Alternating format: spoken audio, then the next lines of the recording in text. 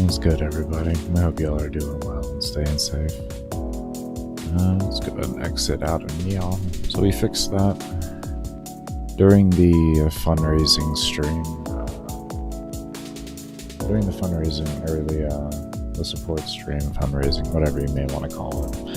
The AFK stream where I just run ads and y'all be amazing and sit there and lurk. That whole thing. The character level was stuck at 3201, so it took a little bit of time to sit there and figure that out. And we got that working.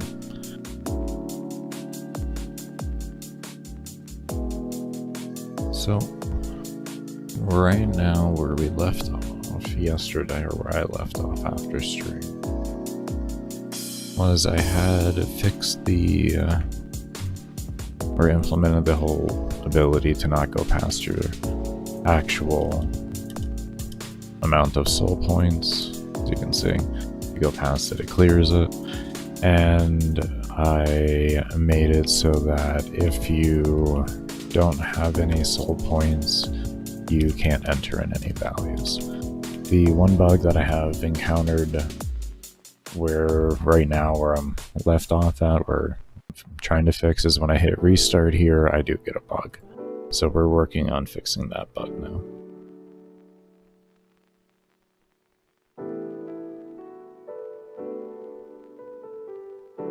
Yeah, let's go, Joshua. How you doing, man?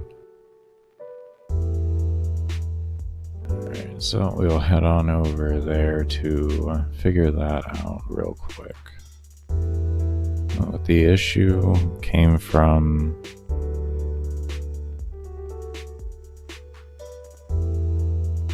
Alright, unable to convert string. Okay, so this had...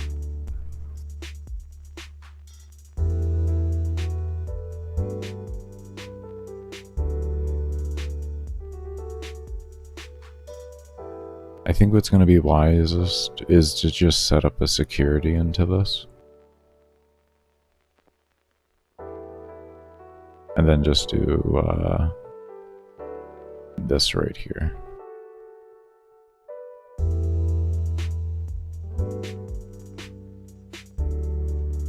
I don't know if this is going to alleviate the error, but I am going to hope that it alleviates the error.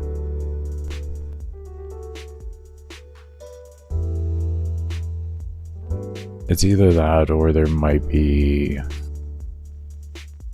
Oh, actually, hold on. Hold on, I think I can alleviate it without having to do that.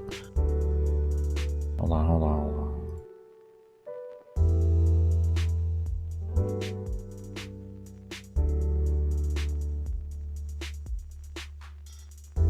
The issue here is that the levels... Okay. And then when I hit reset... What was it that...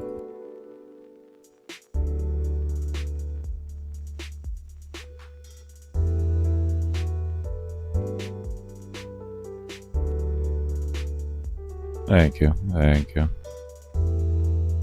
I'm just steadily working away at it. I'm learning the engine more as the days go on, and as I learn things, I'm going back and re-implementing what I learned to make the game closer and closer to what I fully wanted it to be, more or less. We're slowly getting there.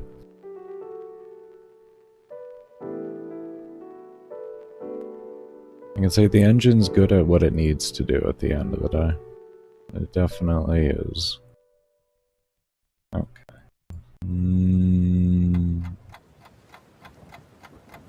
So our error came from here in the draw event due to, I'm guessing, this right here. So what we can try and do instead would be this.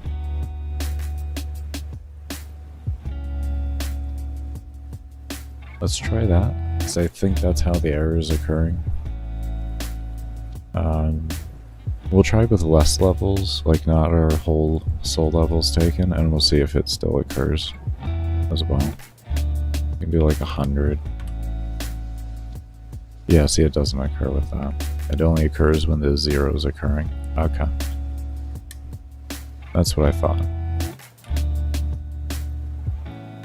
So we do that. We can do that. Okay, and now we get an error with that.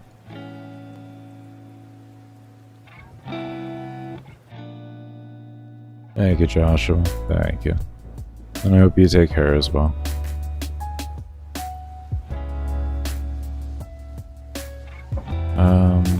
Let's literally just see if we copy this code over. Because this is my standard thing that I do for completely clearing. I was just seeing... I always like to, at first, see if I can get away with just doing a really short clear on it. But I think this might work.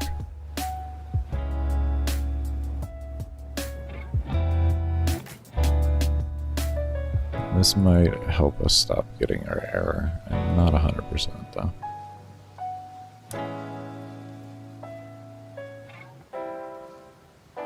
Okay. Boom. There we go. Fixed it. Cool. Alright.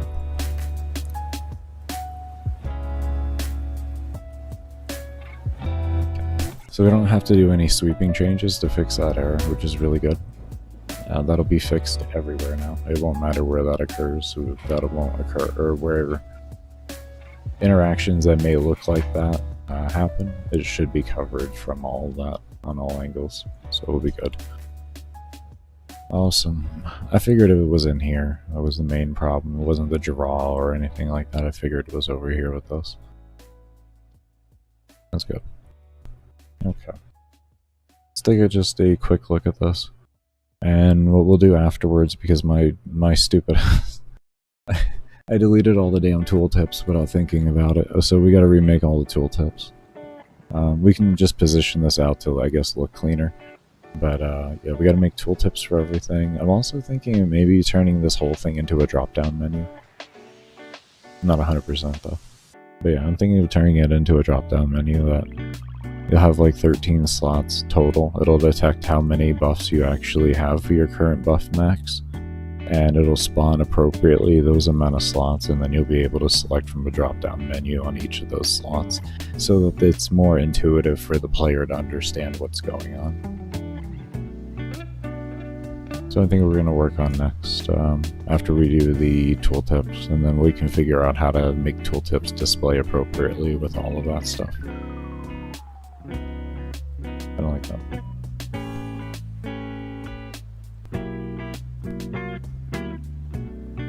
Give me 1 second here, I'm gonna take a sip of some water.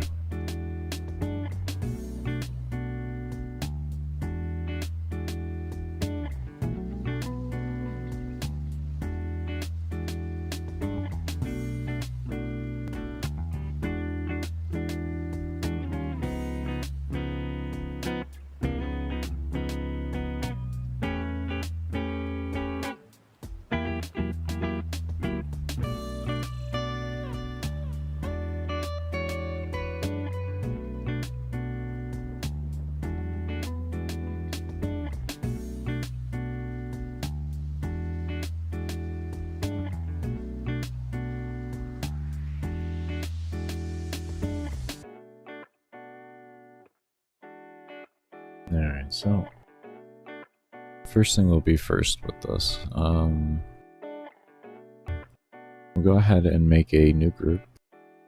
Let's go ahead and delete that, or not delete, but pull that down like that, and then we don't. Yeah, no. Okay. Create group, and then we'll call this buff tooltip. And in which we will make an object right now.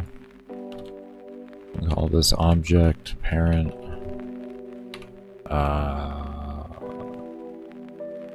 TP. Okay, and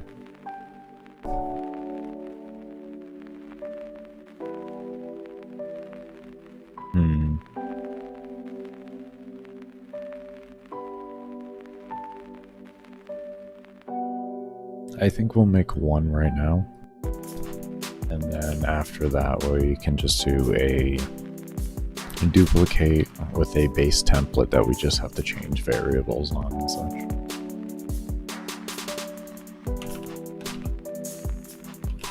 And we'll do our order based off of this right here. Just that's why I brought that up.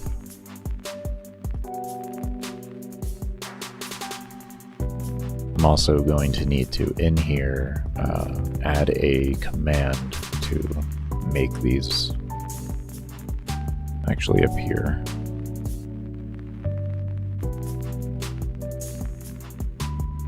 I guess for right now, let's just give it a box so that I can look at it more or less.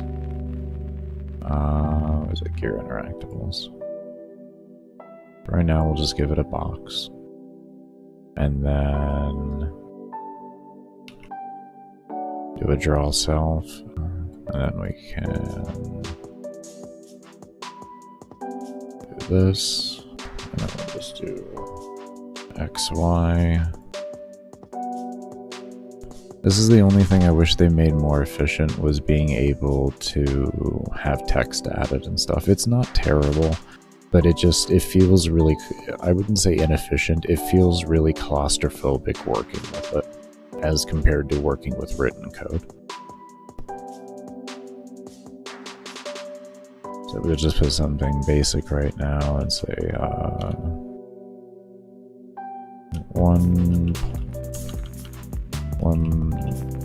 we'll call it 1 point, I guess, just right now for placeholding. 1 point of damage requires 3 soul points. And yes, eventually we'll be switching level over to points and everything. That's going to be the actual name behind everything. But we're slowly working our way over there. There's a lot of things I have just for testing's sake, as I kind of transfer or get ready to transfer over into more of the game itself, and what y'all will be engaging with. Variable names and all that type of stuff will kind of slowly start to change. We'll just throw a 14 on here. We'll do a text alignment, center it out. And then we can do that right there. And I guess we could just tell it directly where to spawn it for right now. Just to have an idea that it works. 16, 12, 3, 3, 3.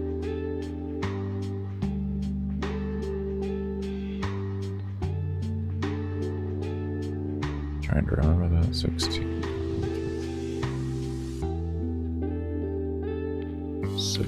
12, 3, 3, 3. Okay. I really had to tell myself that one. Okay, so we throw that on there like that.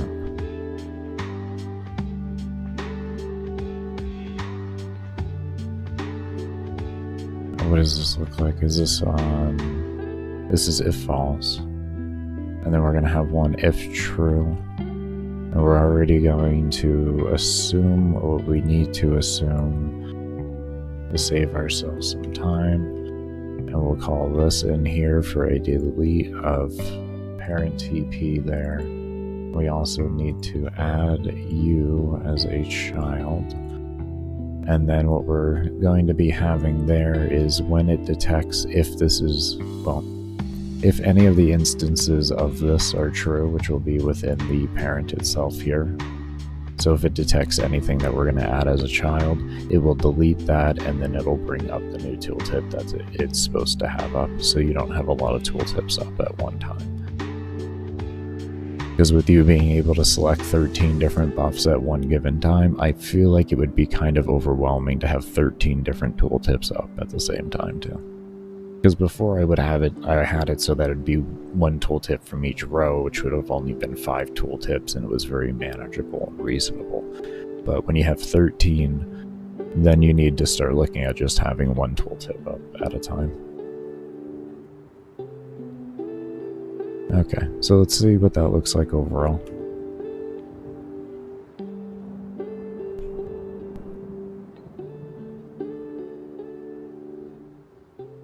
We haven't programmed in a way to get rid of it and all that, but we will do that in our upgrade. And when we hit escape and such in our upgrade is when that's going to go away and all that.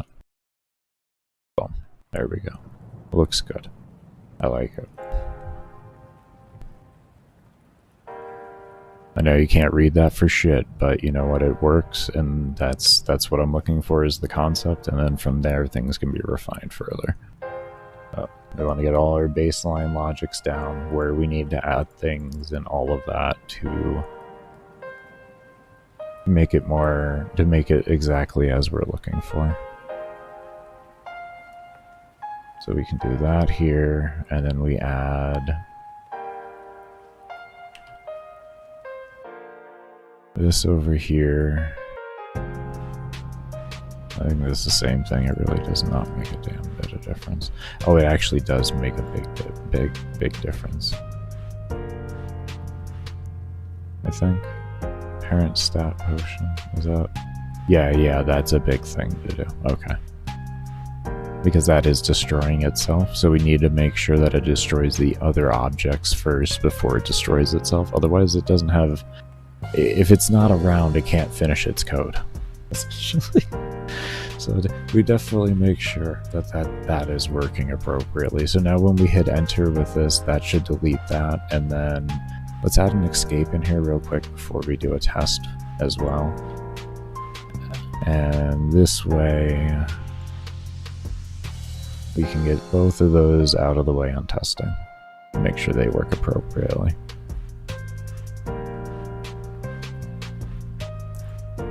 And then once that's done, we'll pretty much have our template idea on what we need to do. We'll do mass implementation on it. Beautiful, look at that. I like it. I like it. Okay. And then we can put in mass implementation on this, and then after that we can work on creating everything into a drop-down menu and having the correct amount of slots appear for the player based off of how many buffs they're currently able to have.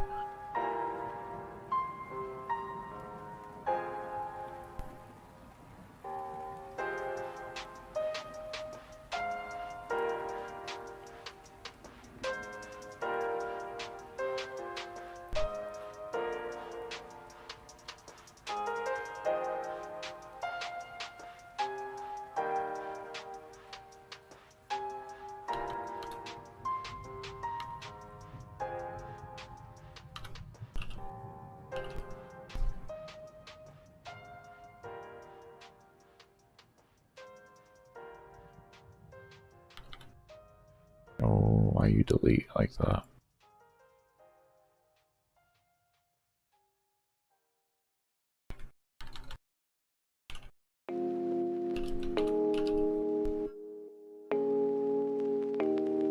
Oh, because I'm going too fast for you. Okay. No, that's fine. It was crit chance next? Yeah, crit chance and then ability speed.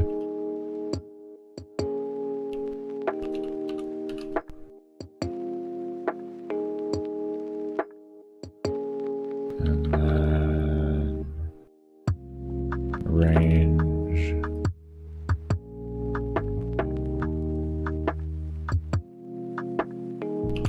Crit damage.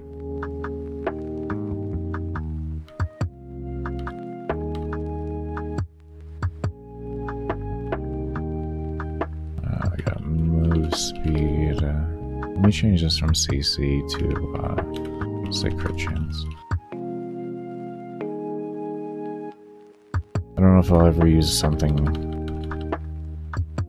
actually related to CC in the way of like crowd control or something like that, so I'd rather leave that variable kind of open and unused.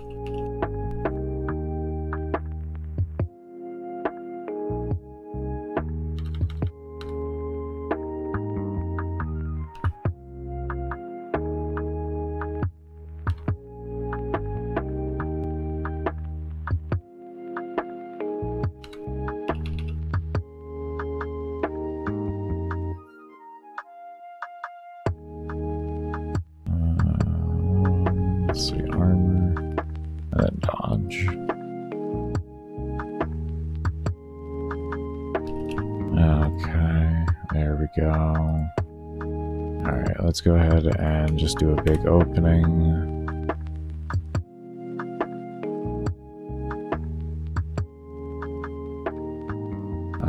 We're gonna need you as a big opening too.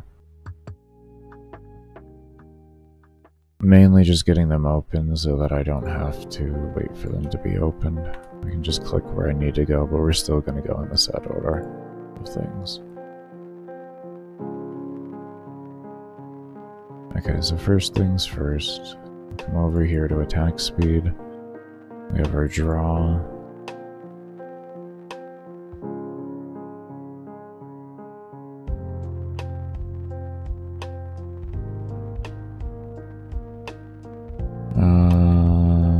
These aren't the final tool sets either, by the way. Because these aren't even the final things. It's just more.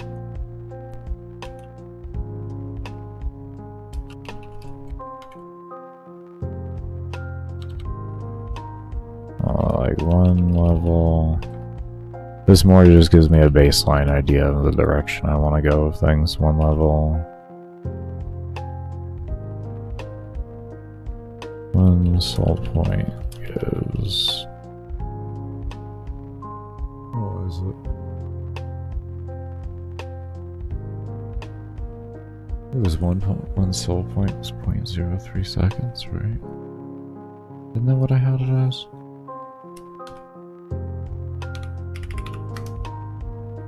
No, it wasn't that.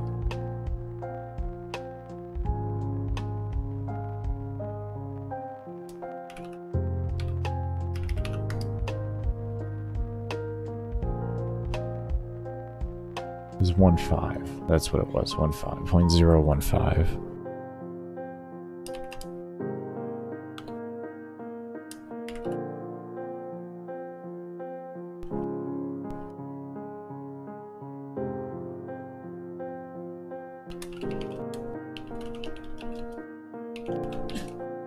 There.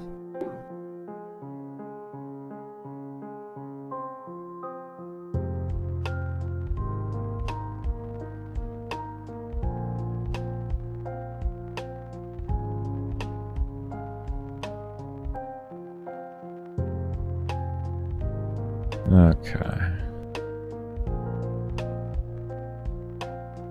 You know what? Let's use these same coordinates over here. So we'll just copy the same thing over.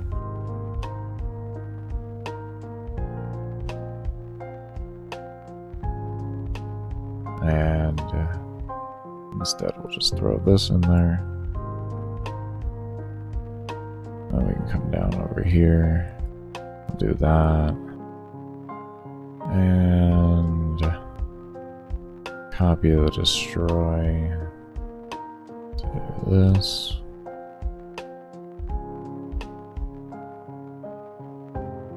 Okay.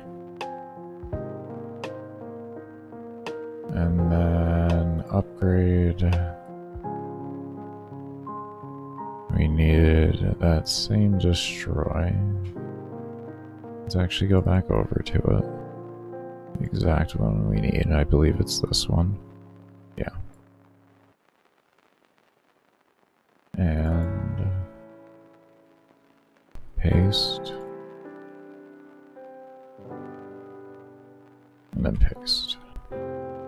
Okay. Let's test attack speed.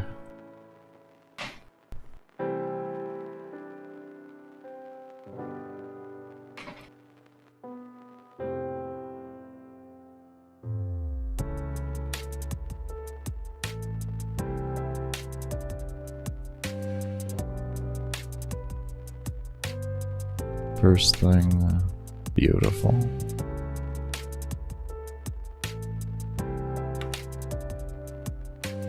Okay, good.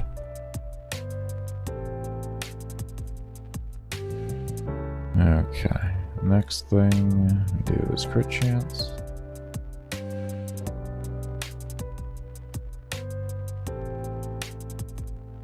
You know what? Let's stop editing the tooltips because that can just be done at another point in time, and let's just make sure the methodology all works with everything. It's gonna save us time. We can get more done.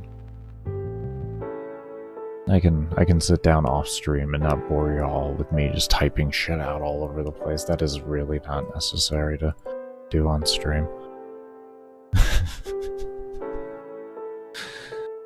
Be reasonable about it, TL. Alright.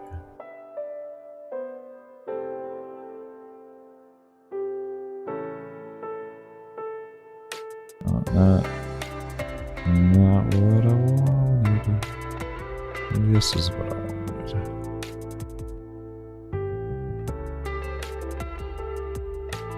Okay.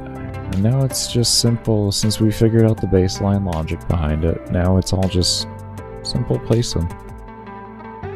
Now we're back to essentially it's a mind-numbing work from here and making sure we don't make the little mistakes that lead to things just not working because the mundane work hits, and when it hits, it hits.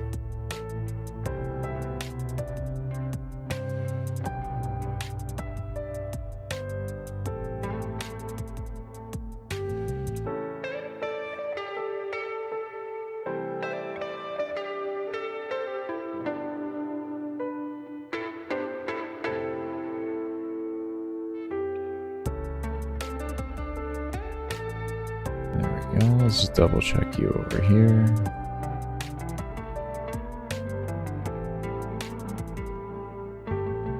I believe we needed that there, didn't we? It's 100% we needed that there. Yes, we did. Yeah, that's right there. Okay. Alright.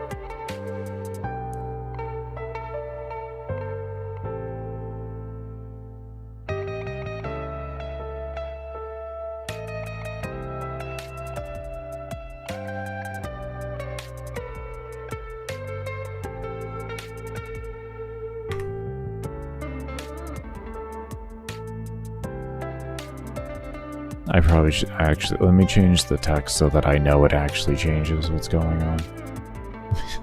We'll just call it crit chance and stuff like that. I just processed what I did to myself. Bro, you don't know what the hell it just did if it's all the same damn thing. You have no clue what the hell just happened.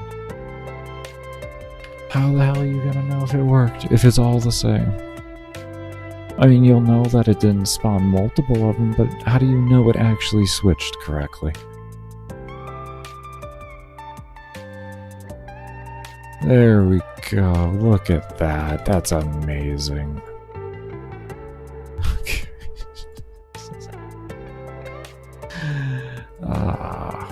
Absolutely the essence of just winning.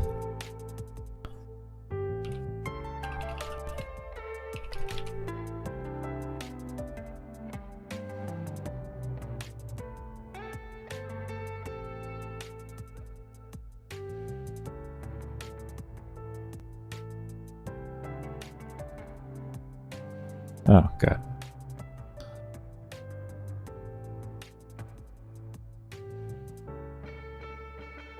Okay, that does the upgrade. Next we do this part here. So we're here to that there. And I'll come over here to that.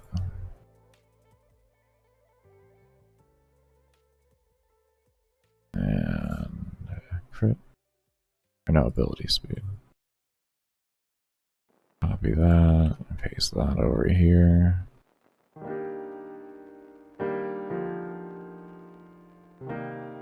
Okay, that's ability speed done.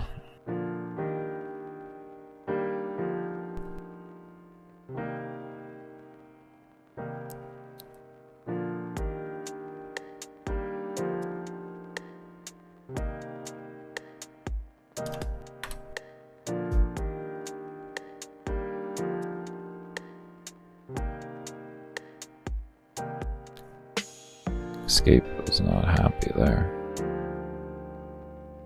What happened? Again? Unable to convert string to float. Why? Attack speed? You still I thought Object stat list? Really, no.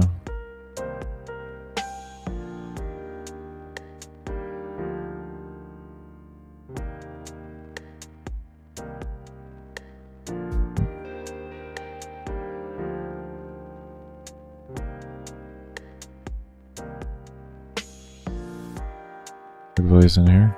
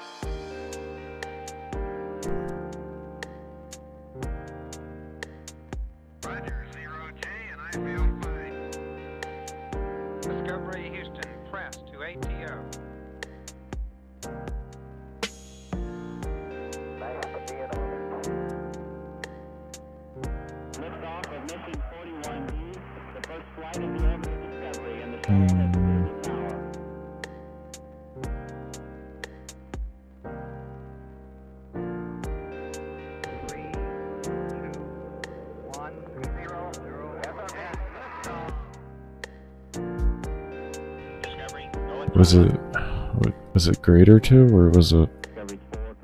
No, okay, so it was in this line here. So you're gonna be upset with this.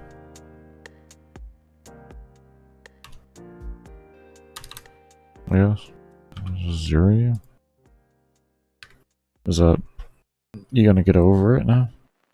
I can understand it's like it's an empty string and you're trying to set an empty string to a value. I'm just actually surprised it didn't occur earlier, if I'm to be completely honest.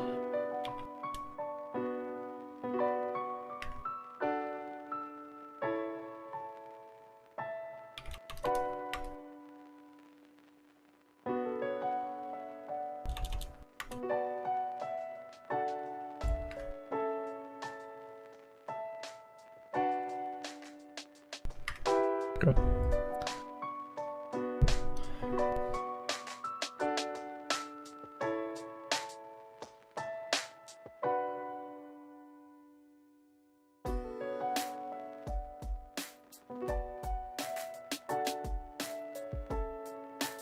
Okay, let's move on.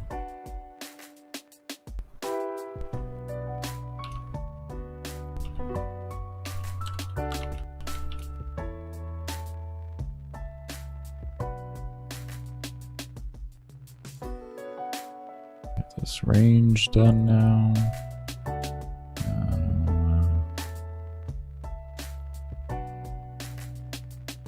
What do I have copied over already? I thought so. Cool. Let's see. Grab that. We'll copy that. Paste that. Copy that. Paste that. Grab this. Go to this. Grab that.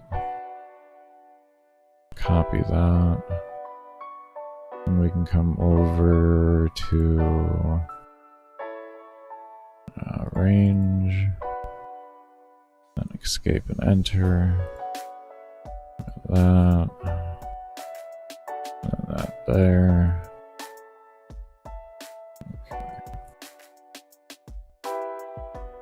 And that's been adjusted.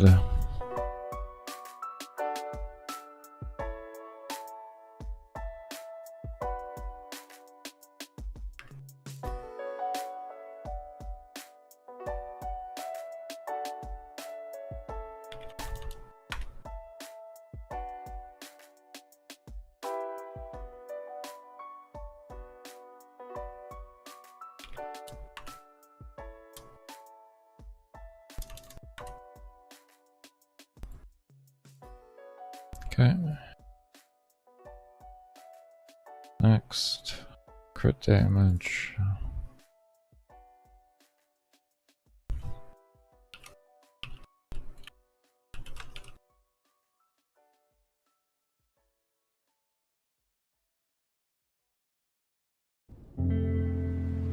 And we need to make our second destroy here, and since we already have the destroyed copied, let us go ahead and just get that pasted where it needs to be pasted, and then we can come back over and grab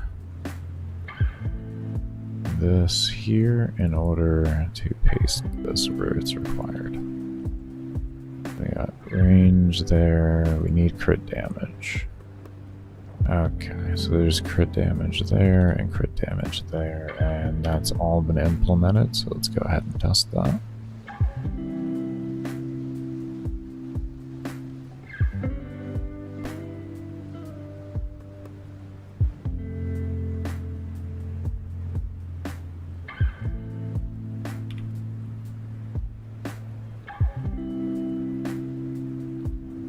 Oh, we got an error just pressing enter. Okay, so are we gonna have to code? I could have sworn these were if all, we don't have any if higher than. Okay. Okay, so let's go ahead and we're gonna fix every single one of these upgrades really quick, and they're all going to include if keyboard string equals greater than 0. That's all that is. It's very, very simple. Oh, actually, Huh?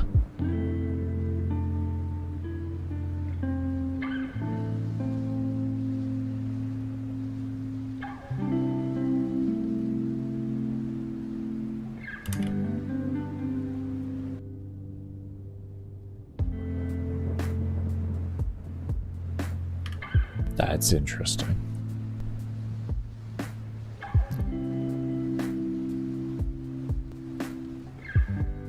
I was gonna say, I really thought I had coded that in there.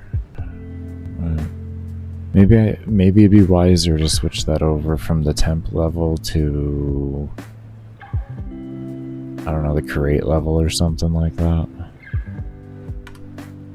We're still getting the error.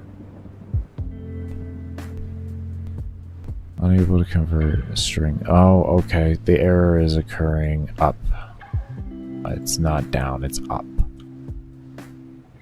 This is where the error is occurring.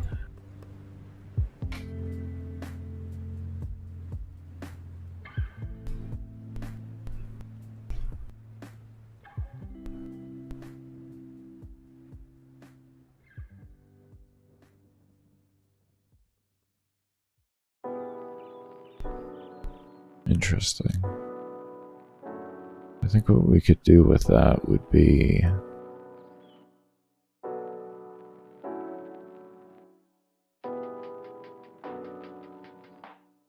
I would like to just fix it with a very simple if statement. Something very easy to check for. That is where it's occurring, right? Unable to convert string to number. Because number is set to... Number isn't a number. Let me come over here.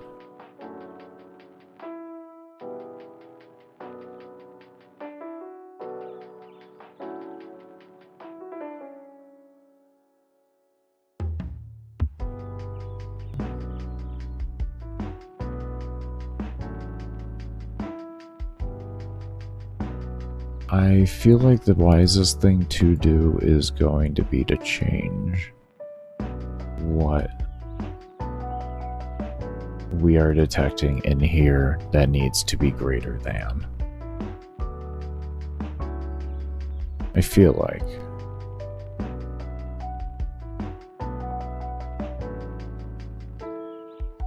Same time, this does level.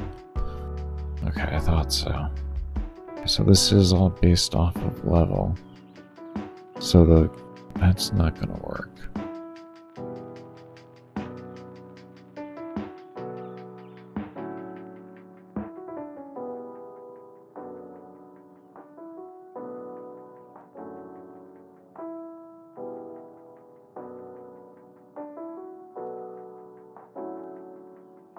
there something I can make it true?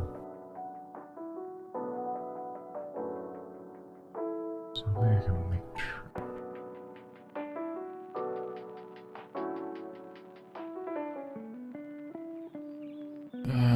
Let's see. That is interesting. That one stumped me a little there. I feel like this should be easy in my head, but I am actually growing out a stump for it.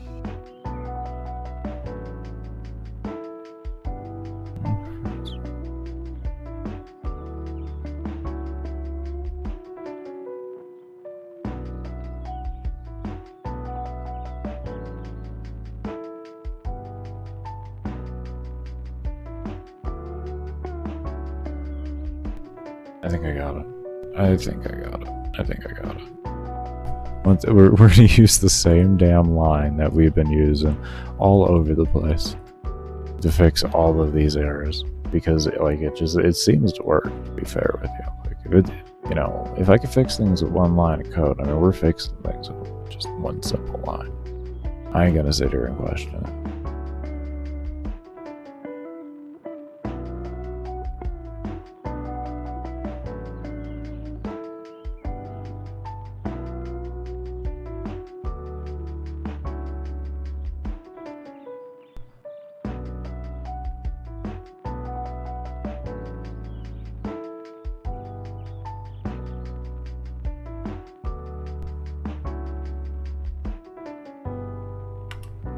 Ah, there it is, fixed. Like, see, I told you, like, if we gotta use it, we gotta use it.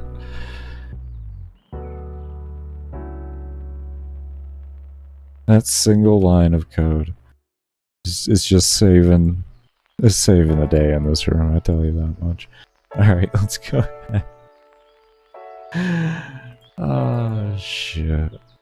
That's great. That is so rich.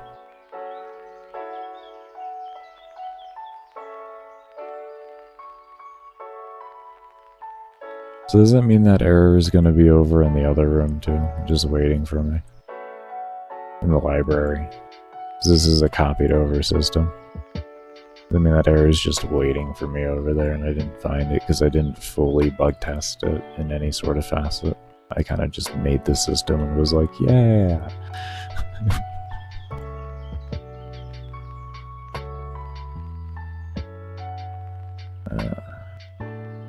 I see. I see. I see now.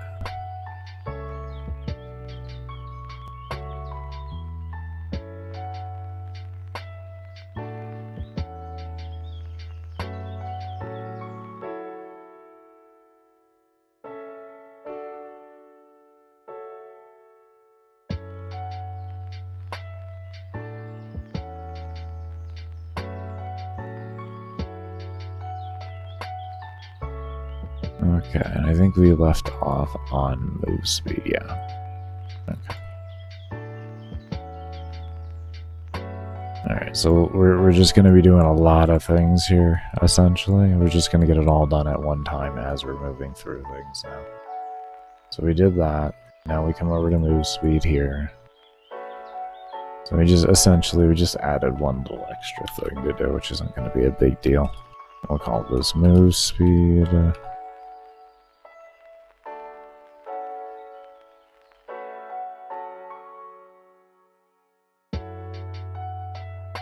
That in there.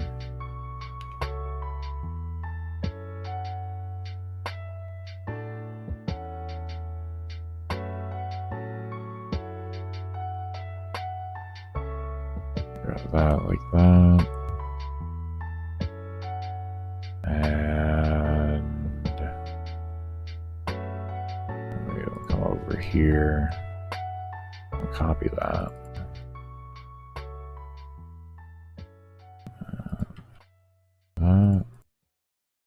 We'll come into here, grab this,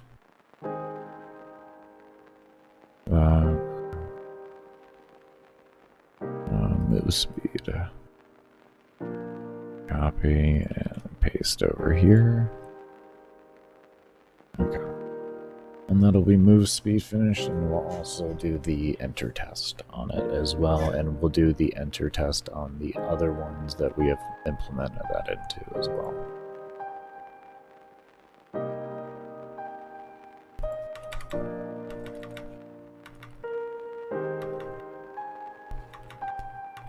Beautiful.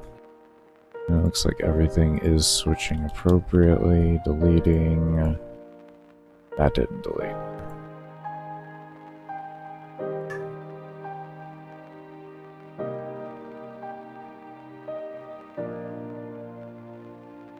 And that would be over here. We forgot to do the escape. Yeah, that makes sense. Oh, okay.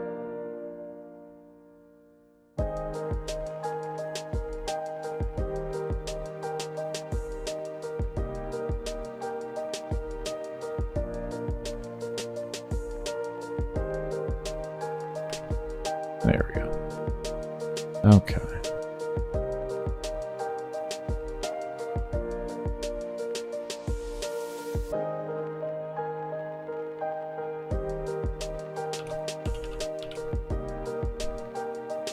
Call it slow. And we'll come up to here.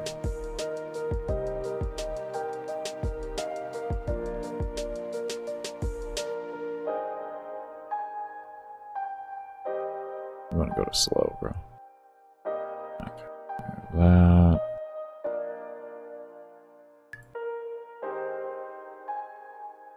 Slow, put that there, copy that, paste that. Paste that, and don't delete it this time. That would just be phenomenal. Come on, Baker. I think you could do it. I think you can hit the buttons you need to hit.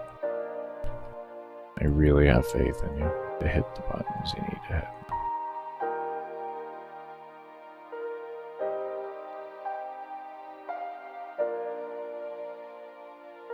Okay. That looks to be slow done.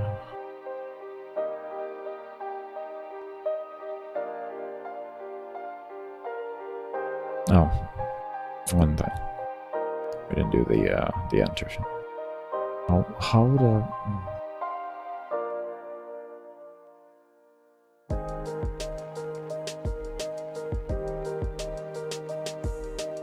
we'll just copy that for right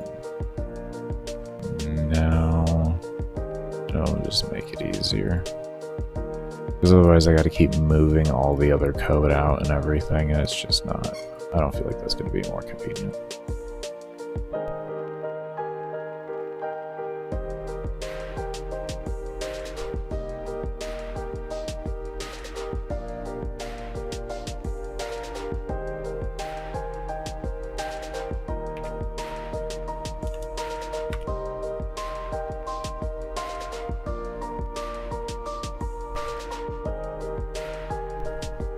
Okay. Oh, we need to do the enter test on it.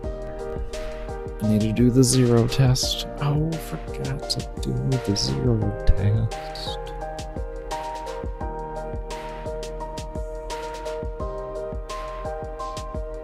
Okay, good.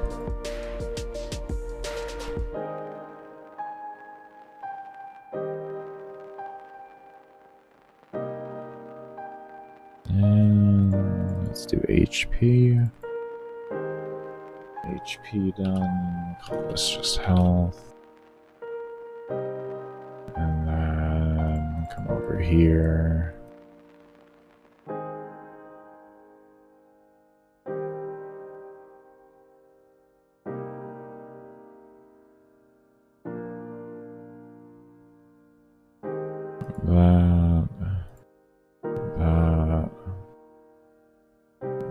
That was the upgrade health, and now we need to grab the normal health.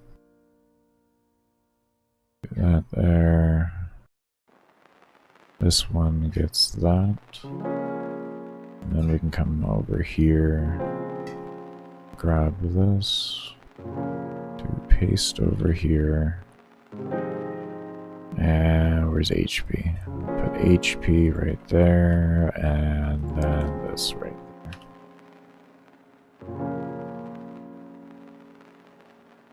And you forgot to do the enter again.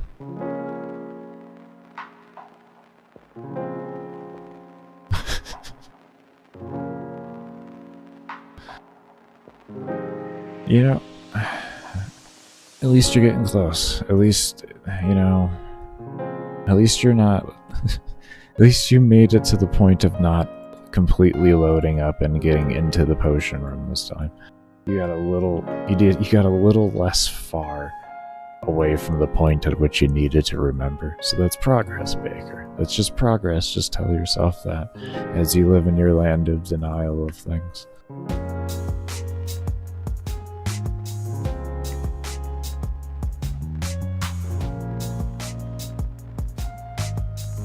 Almost had a stroke, and then I realized that like I haven't done the health per 5 yet, so obviously it's not gonna work.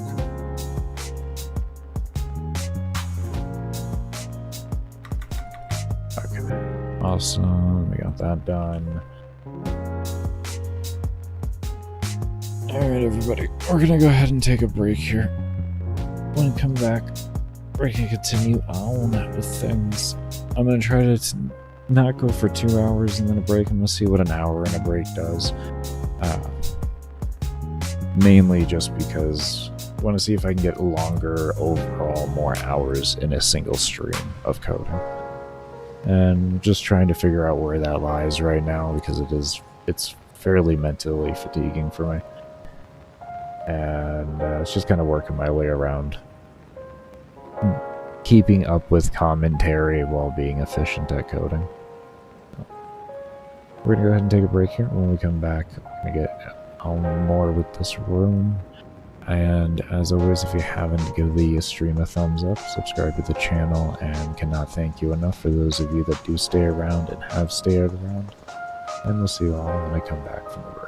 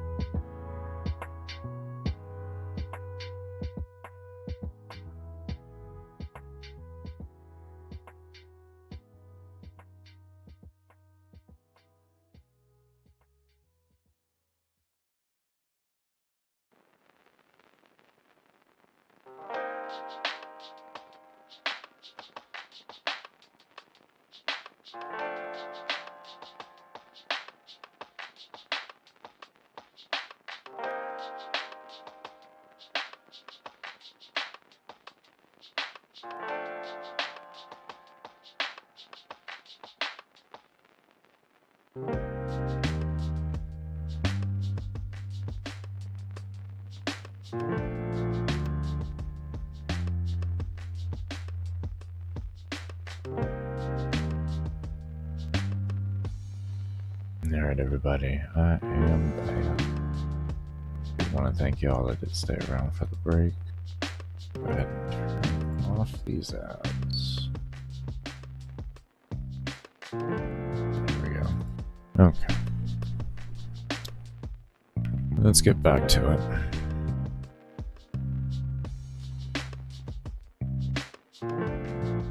Let's get back to it. Alright, so we just did HP. Let's go ahead and get HP regen done.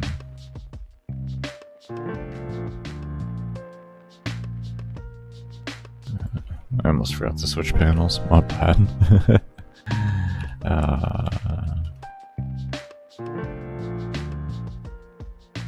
Almost forgot. Almost. Just get like right back into work.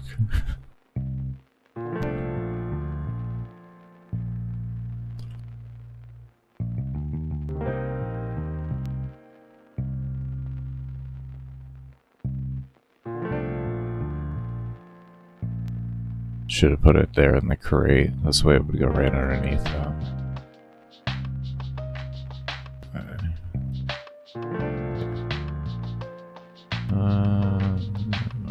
There it is. Let's upgrade there. We finished both those, yeah. Okay. And over here.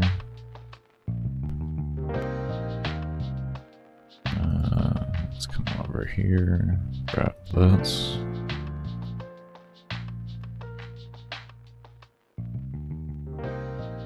This over there, and then HP regen over here.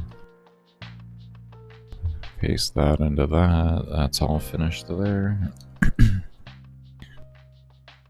Okay, I want to say that is good. Oh, hold up. We made it to the same point we made it last time. That's definitely not progress. That is definitely stagnation. Yeah, I guess at least we're... I don't know, at least we're the same? I don't know.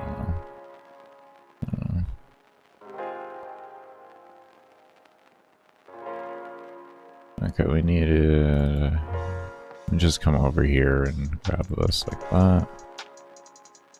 And it's right below. Perfect.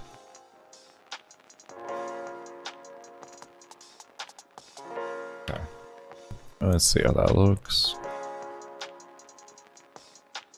And we on to HP kill. We'll only have 3 left after. And then we'll start working on the drop-down menu. Okay, looks good there.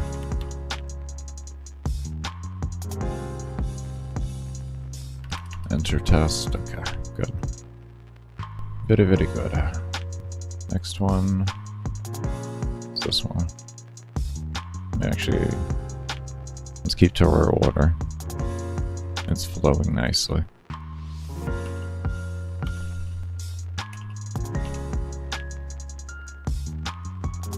Okay, there's that.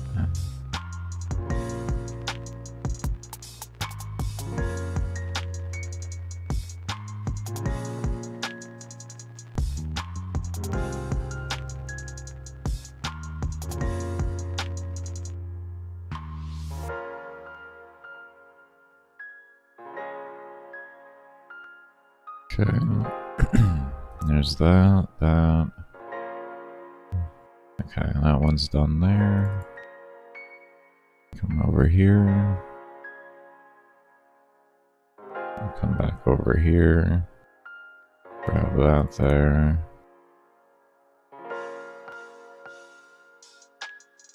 Down over here.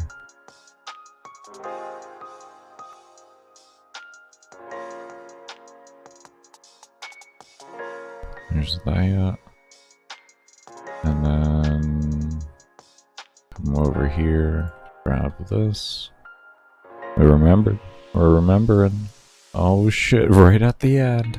Right at the end. That's how it always is for me. I always get right at my most efficient right near the end of a project. It's like, well, hopefully the next time around when I have to do it, it'll be faster for me. And that's just what I have to look forward to.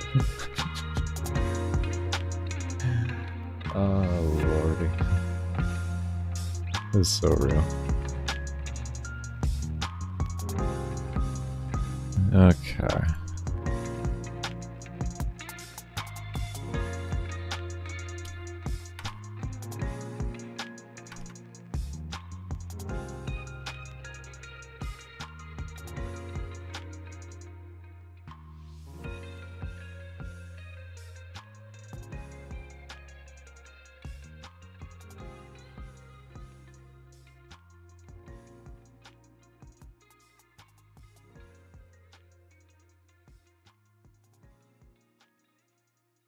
I don't know why I click like that. I don't really need to click up, to be fair. It's not like it's here. Whatever. It's not the biggest of a deal. It's like one extra click.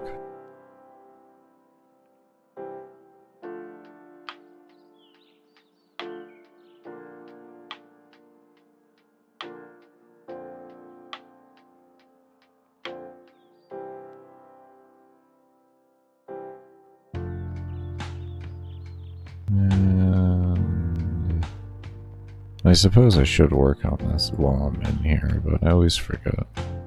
I don't know why. It would make sense. Why would it make sense?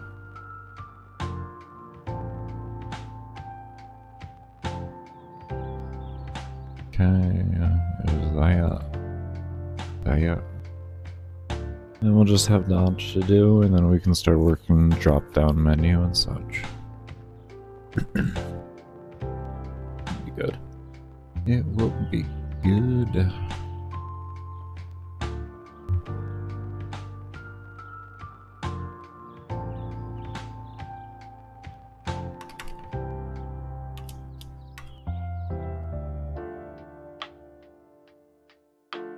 Why do you click on the one thing that you have that doesn't actually have any updated code in it? Why do you click that?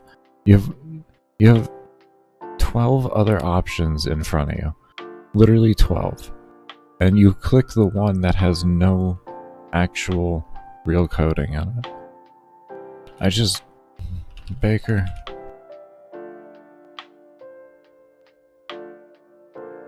What are you doing?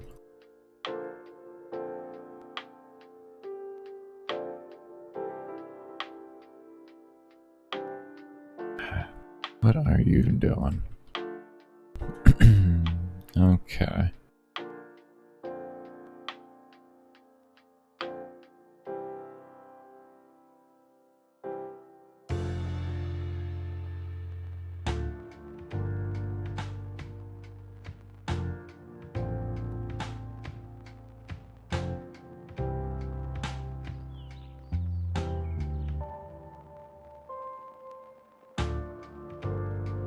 And yeah, he's good there.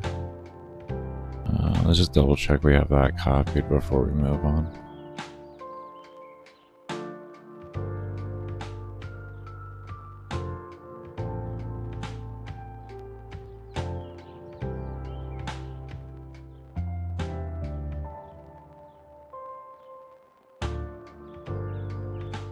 Okay.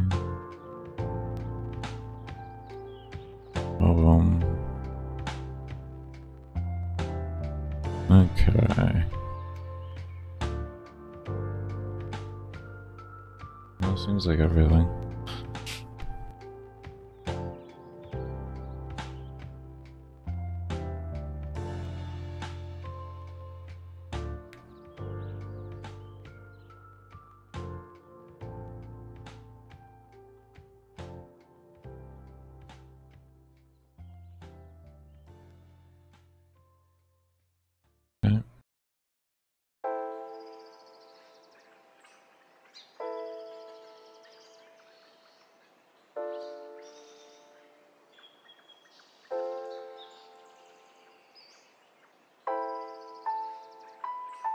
I'll call this buff slot.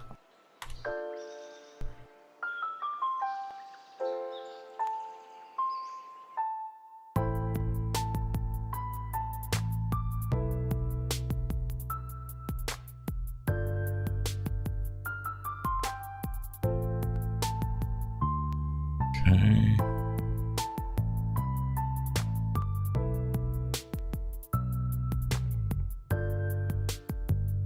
Let's open up a new. Let's just create this. We'll call this buff slot 1. And this way we can make dupes of it, and it'll just call it 1, 2, 3, 4 automatically. Let's go ahead and save this. And close this. Give us some workspace.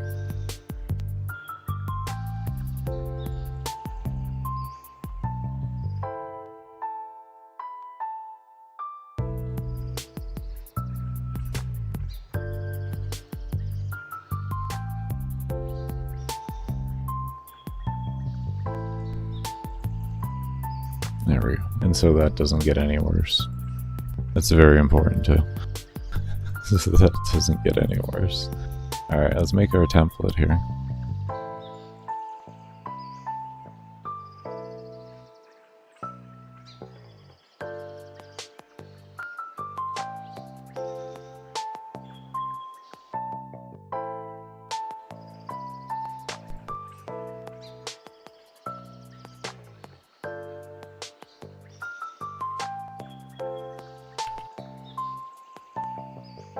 There we go.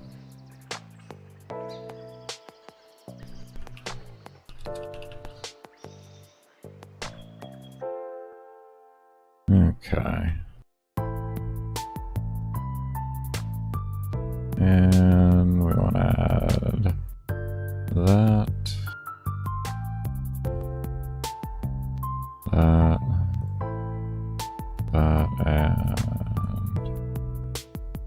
that. Just throw 14 on there for right now.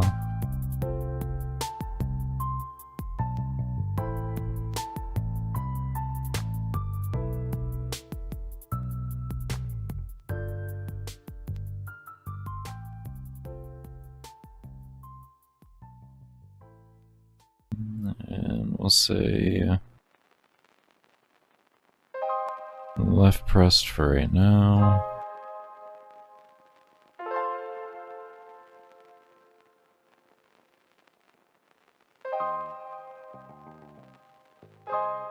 And let's see.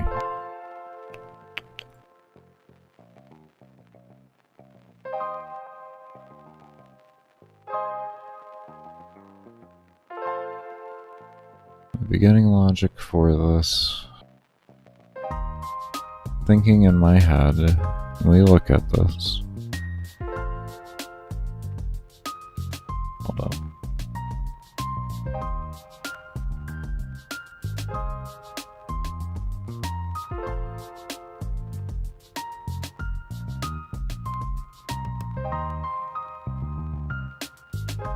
Okay, we're on buff current. So if we look at this right here, we have our first buff slot. Then you click it, you're gonna have one come down. But if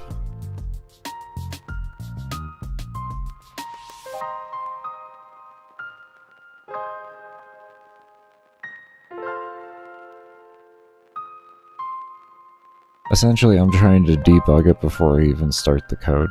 So like what can potentially go wrong when I click this with the other things that are going to be up to. That's where my mind is at currently. So we click this here, we have that go down, but then we want to click this over here while this is down. So when we click this here with the drop menu down here, we will then have it delete that. We might be able to do a DS grid for that too.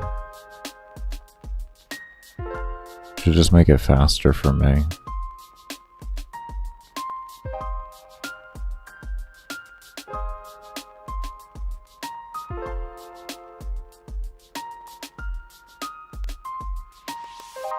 Could do that. Could do that.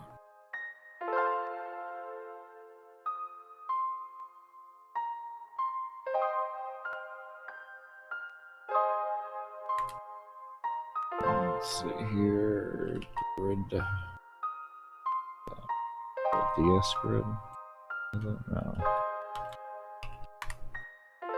Which grid? Is it DS grid?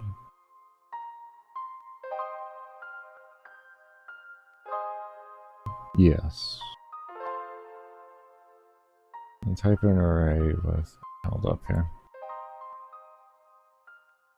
Give me a moment. Where are we at here? Okay. So essentially this is probably what we're looking to do here. Is maybe we can store it into the grid and have it on a downwards thing in the grid. And every time you click it, it just brings it down, and maybe that... Or it might just be faster to just have it directly take the XY and then go so many coordinates down.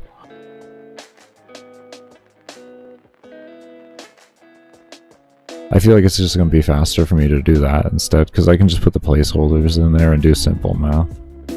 I feel like that would be faster. Because I feel like I'm going to be doing that math regardless of it.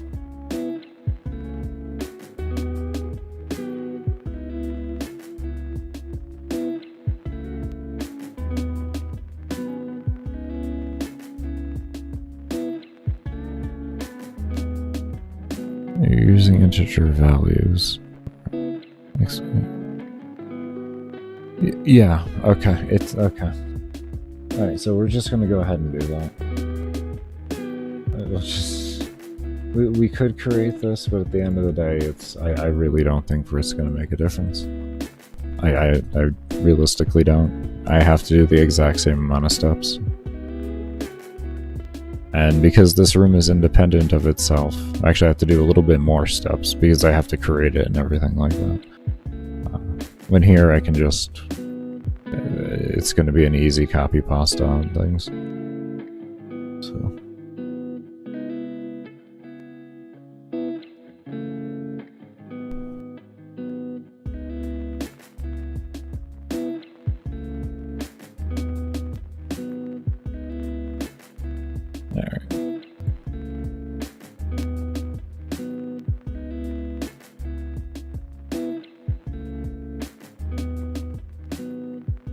Do we have parents for all this stuff? You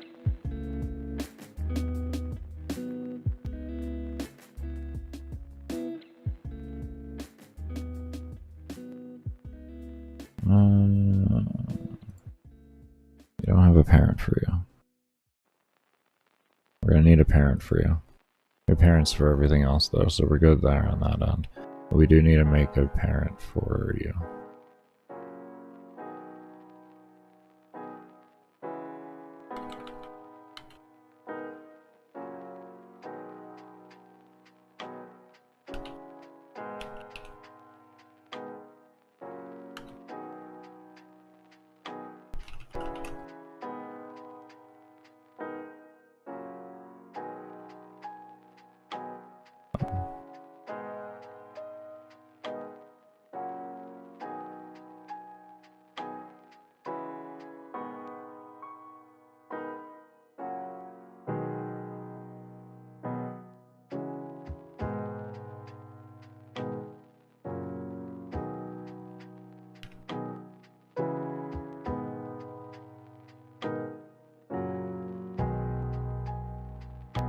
Okay, so this will delete all three of these if any of them are present whenever clicked. And what we're also going to want is a create value in here too. Or is a create in here, I should say. And we're going to call this... I'm just going to call it buff1. And we'll keep this as false. And what we can say is if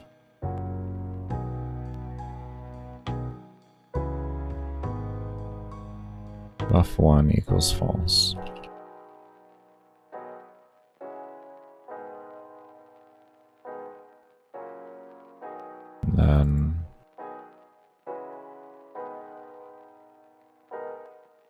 F1, and now equals true. So this way, if the player does click it again, it doesn't, like, do that again, I guess. Might make sense. I'm trying to think. If they click it again, what is their intention when they click again is where my mind's at. It could be to get rid of it.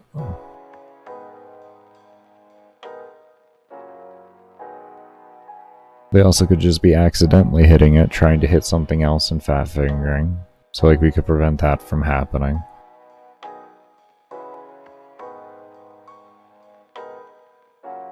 And then which case we could then make the escape, which we would have here with this buff 1. If this equals true and escape is hit, then it clears it. So there's an intentional keybind behind it. And we put a security layer in for if sloppiness can happen.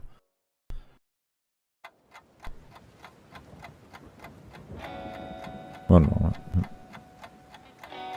I'll take a sip of a drink. Oh, some bottle.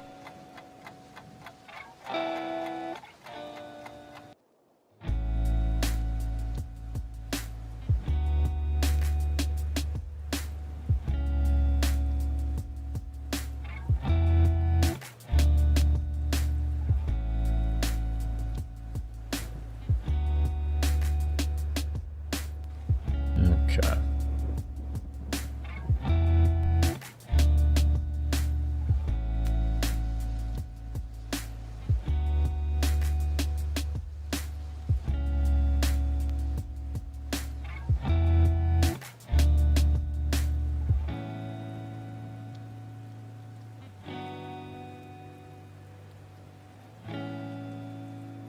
I still gotta put coordinates down. My brain was just thinking, like, is it really gonna be faster to just do this, or is it gonna be more efficient for you to do the to make the grid and everything? Like, you still gotta put coordinates.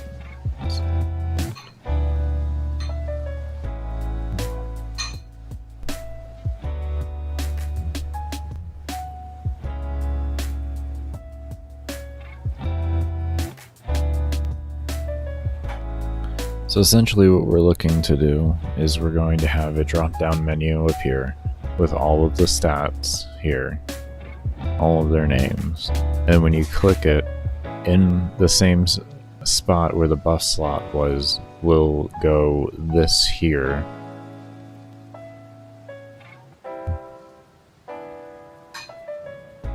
And because you do click this, it'll be the same action that's already built into here, which then will spawn the things here down below.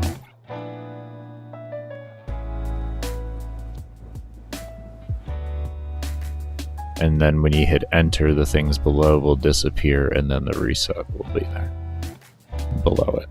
That's pretty much the logic we're going with it on how it's going to look overall. So just trying to mentally figure that out right now. Pretty much is there though. I should say it is definitely pretty much there. It's just my brain's like, is there ways that you can do it to get it done faster, or is this just going to be essentially the same thing? And because you're not worried about how fast the program runs, because you know it's going to be human eye fast for the room anyways, and there's nothing else connected in the room, just what is going to be the way for you to get it done fastest.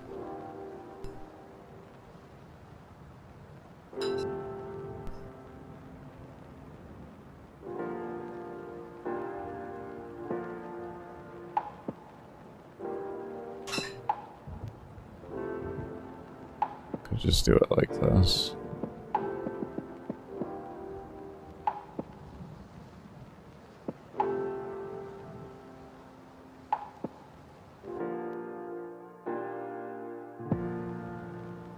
Create those, and then we would drop them down.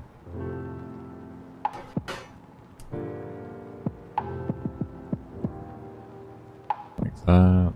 In theory, this would be a sloppy way to get it done, but it'll probably still be pretty much instant. Or it'll probably be instant.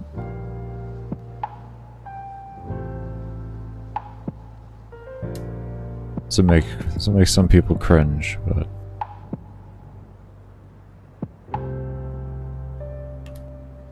Right? Isn't that 150? 4, 5, yeah. Basic math is difficult, you know what I mean? I mean, like, it is... Oh, boy, is it different.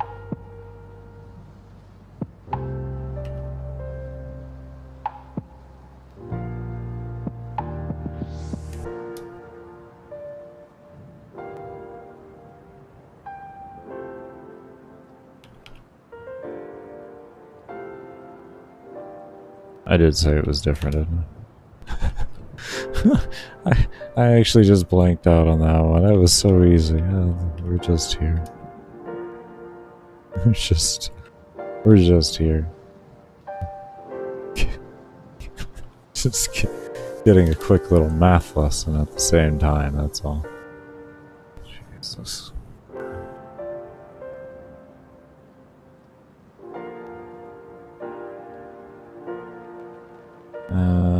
We'll do, and then that's 50. My brain started to think ahead of things of how I wanted the format to look and everything. It's like, bro, you haven't even. Can you just stop? Why are you thinking so far ahead? Just why?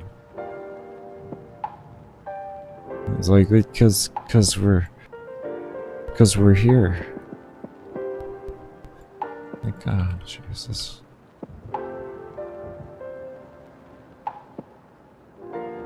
Um, 21. Alright, let's just say baseline. We're gonna click that and see what happens. Wait.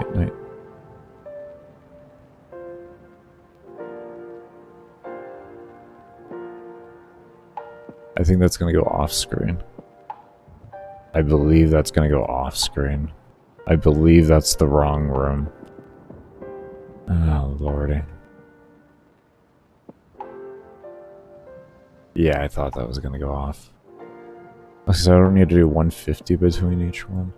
Oh, oh, it's 43, so I only need to do a 75 gap in between each one. It's half the amount. You know, you see, there's these things. What we're gonna do then... So we're gonna do this.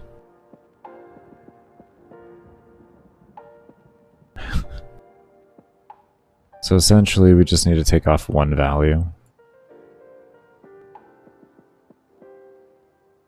That still isn't gonna work there. It's 1920 by 1080, so we need to do... Needs to be shorter than 1080 on that. We have a 43... 43. So if we did 50, should be 7 pixels in between. Times 13, that would be 650 at the most. Okay, that's workable. So 50 each. Okay, we got that.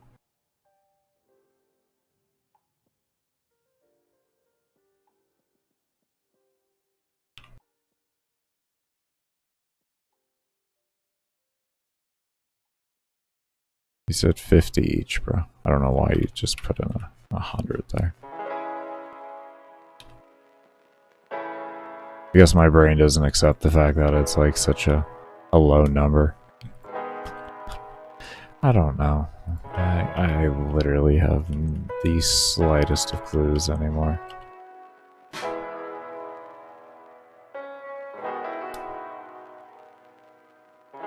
You totally could have just left the 500 there and taken out that.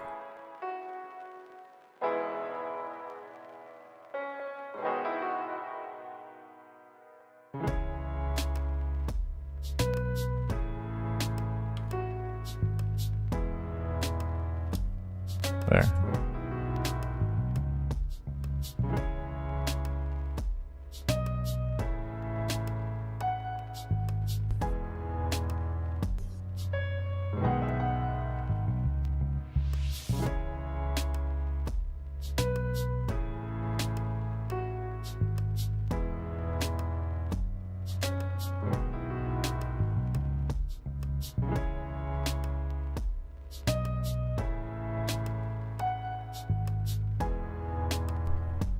Okay.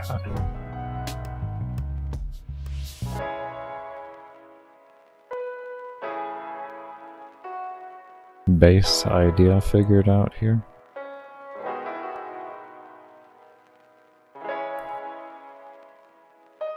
No facet.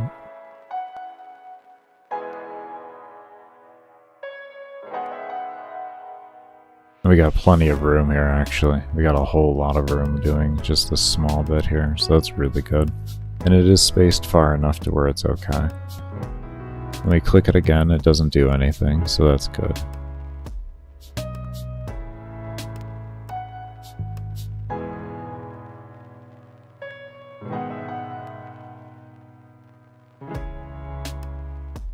And then we can come over here and we can do,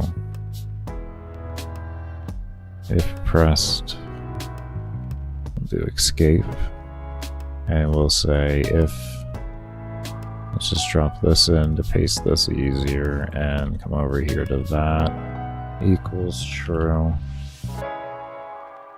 false. We'll figure out what we may need to add and take away as we go along with it.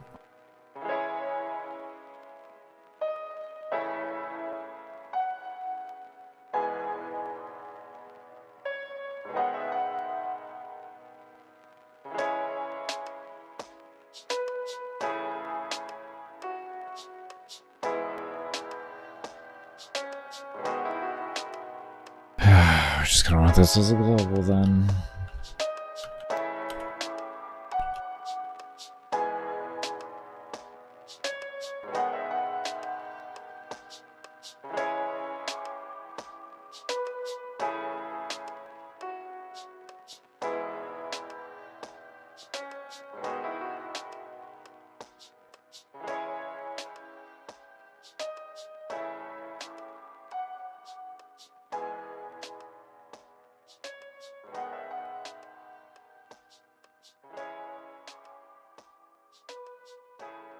I just want to throw an or in there too.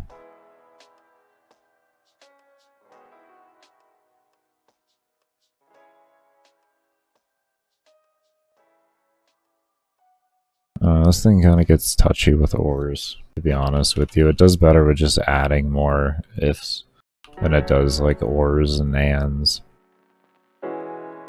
It's just what I've noticed.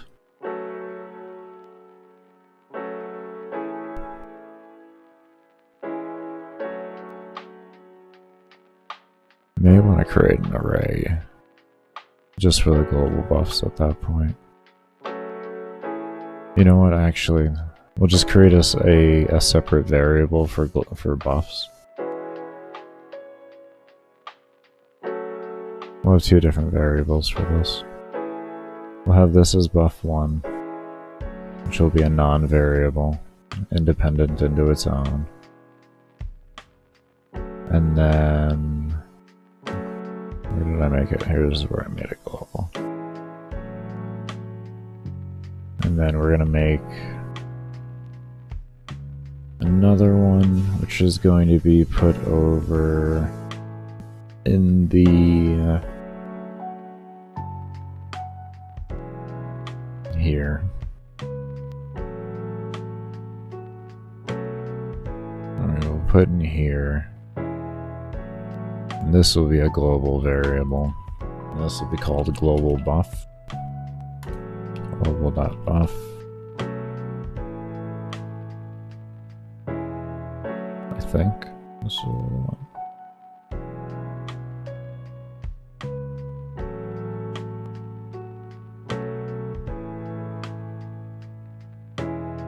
If we have this activated, this activates throughout all of them when you click it, but then how does it disable?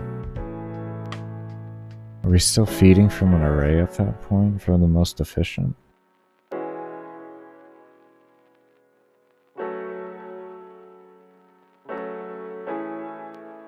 Because what does it know?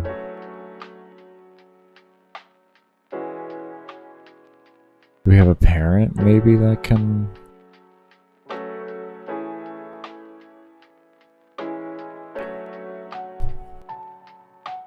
Yes, we do.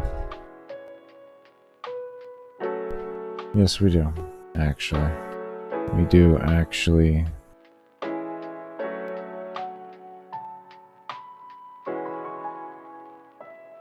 Let's take out all this code first before we start venturing onto that.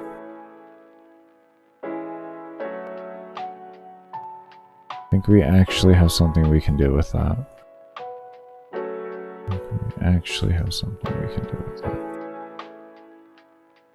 This was not the right one. This was the one we were looking for. Okay. This can stay, I guess, equaling true. No, it's not even going to be necessary to have. Let's get rid of that like that. This just,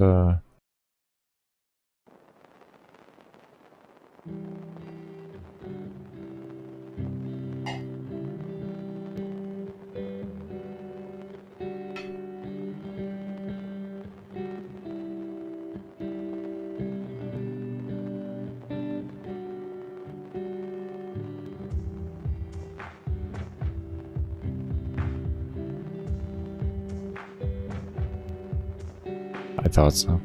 Anyways, let's see here. Oh, we wanted this for this, so we did need that variable. It was, okay, never mind, I see, okay. So we did need that,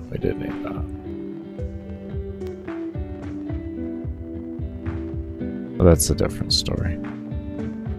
Actually,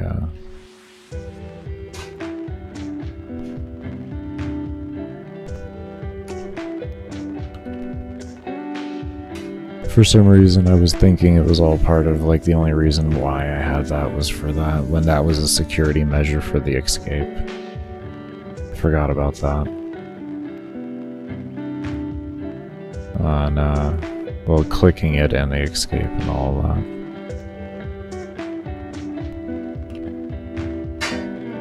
Okay, so we take that, throw that back in there, okay. So, back over, if we have...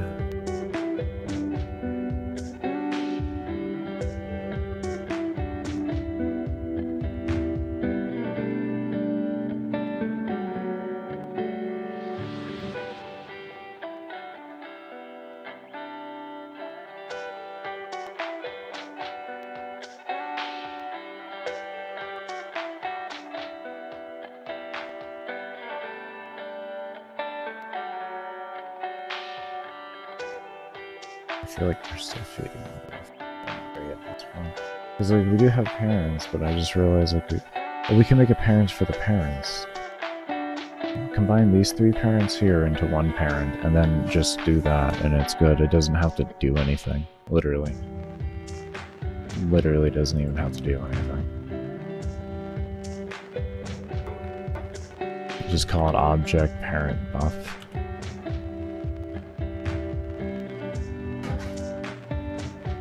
And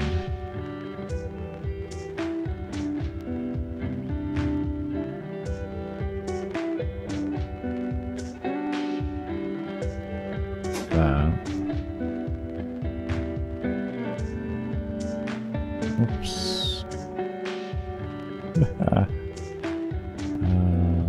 That was winning right there on the purest of levels.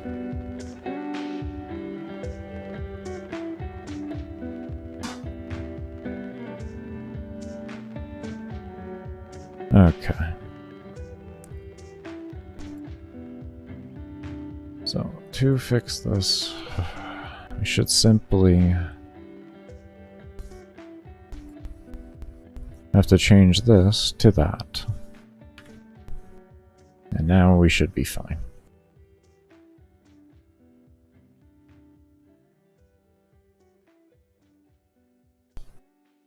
Parents and children are more or less... The best way to look at them would be arrays for an object. Oh, we're not wanting to... We don't want to click now. We broke some. We broke it.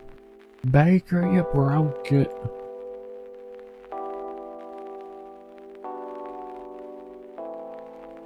Baker, that's why you broke it. I figured it was something simple.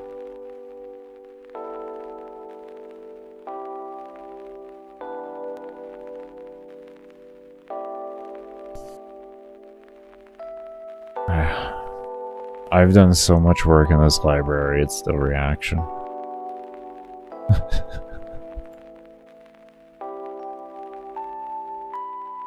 There we go. See? Boom. Oh, and we hit escape again. Oh, hold up. Why isn't that... Did I not... Ah, look at you, Baker. First thing to do is set that to false. And then you'll be allowed to click it again. We're getting it figured out. We're getting it figured out.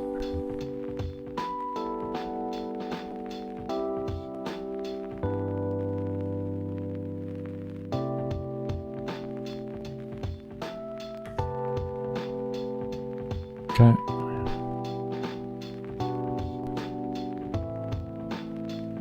Alright, what would be next? Next we need to, when we click, have it do things. So when we click these, let's start with this one. When we click this,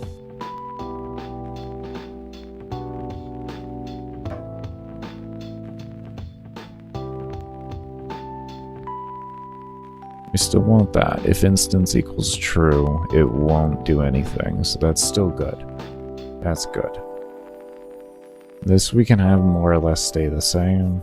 We can have it drop down, and have the other ones delete.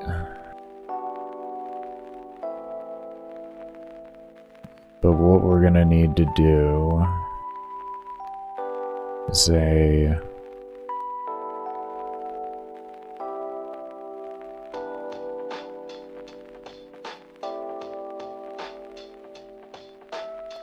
This might shorten up in code later on too. Doing that, what we're doing right now. I feel like this is gonna shorten up.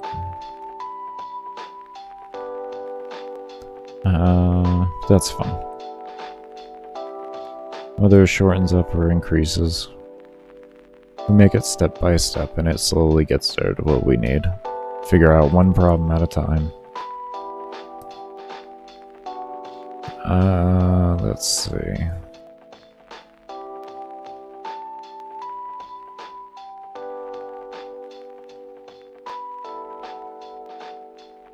So when you click that, what we could do is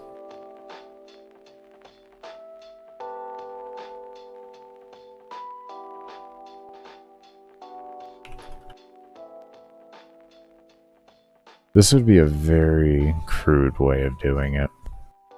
This would be a very crude way. It might work though. It might work. It would be very crude. This might work. Might give us give it a little Gamemaker magic on it.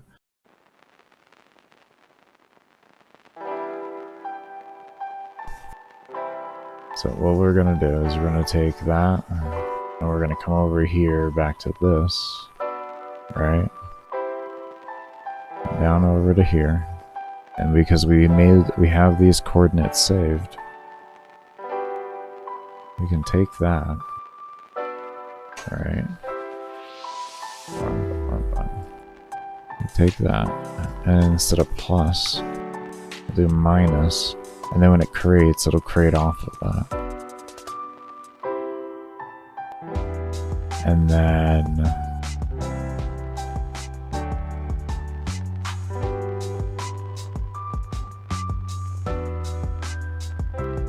come over here like this, and then we want to destroy buff slot 1.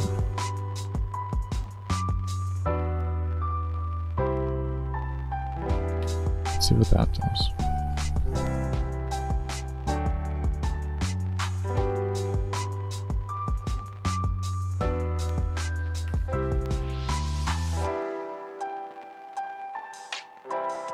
There we go. Alright.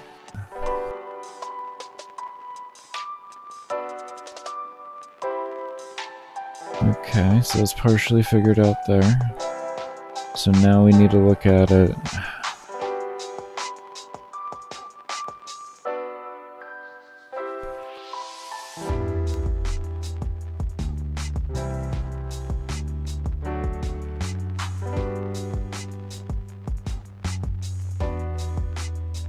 And then we can tell it to destroy this.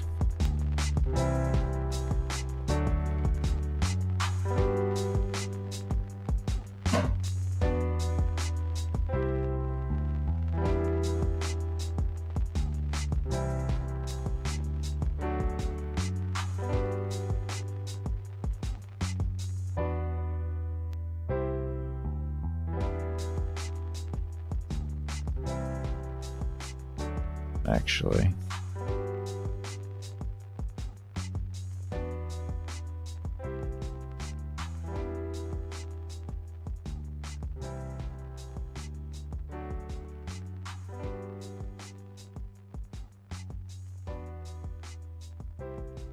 Before we do that. Yes, I thought about the fact that it's going to stop running the code. Trying to work my way around that there. Just process that.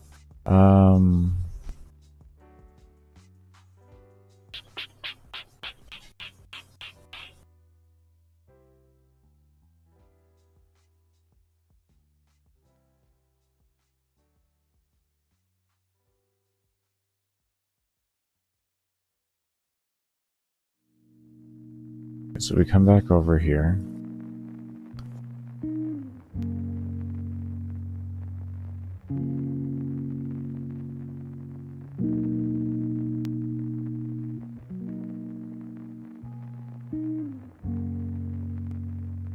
Make a step. Give me a moment here. Give me a moment. Give me a moment. Within that step, I don't feel like we're gonna need to run an array. We're gonna have to maybe a construct on it. Maybe a strut.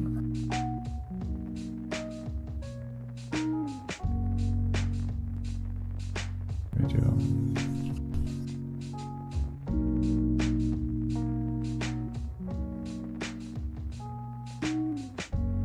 Based on input,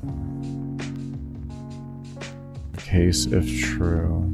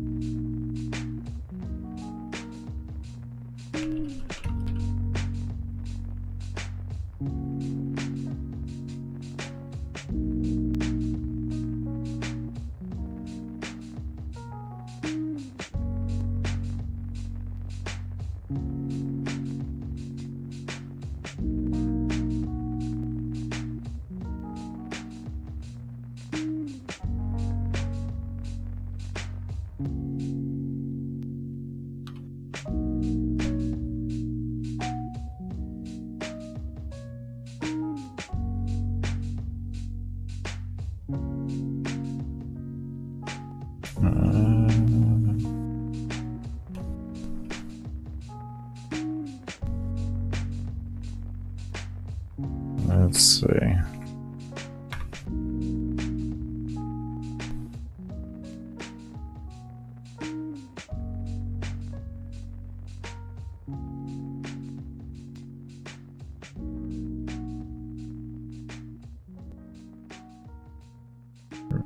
Slowly getting there. Getting to something here.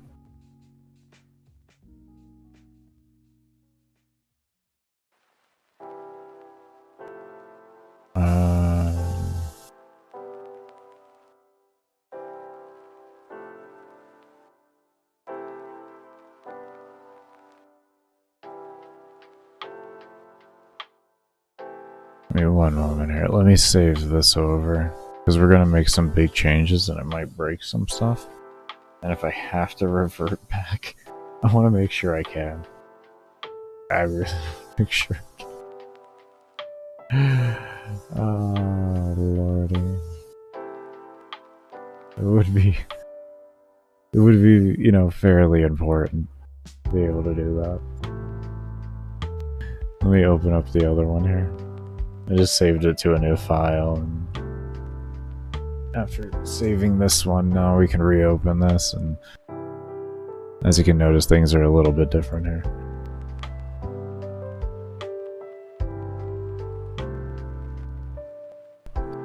Okay, come back in over here.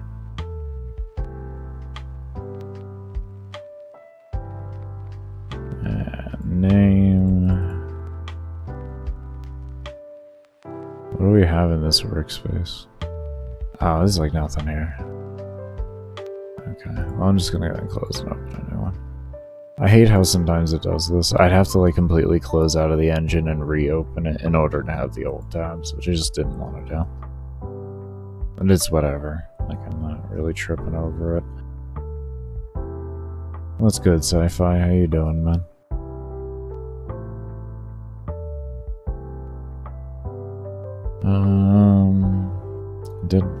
Reopening this like that, it becomes a little bit of disorientation of where the hell I am on this damn thing. Let's see. There was left pressed on here, created this, and then we wanted, after we selected a value, we were in a here, and then once this was set true, this is what we were working on.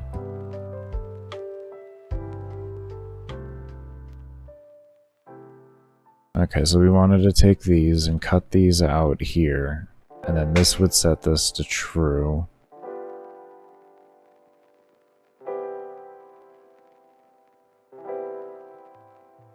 Very nice, Sci-Fi, very nice. How's the tech wizardry going? Very good, very good. We are currently... This will probably break here. This will probably break. Because of where this is currently. But what we're currently working on in the buff room is when you click... Oh, it didn't. Nice. Okay. So as you can see, we cleaned up the buff things. So now you'll have your buff slots and they'll automatically appear based off of how many you have in your actual buff counter. And when you click them, you'll have a drop-down menu and be able to select. It'll move the selection one up to where the buff slot is and then bring down the levels and have all of the values you need to put on. Time to see weird shit. Yeah, this is where it can start getting a little annoying. But yeah, that's what we're currently working on right now. Yesterday was the past few days, the past days.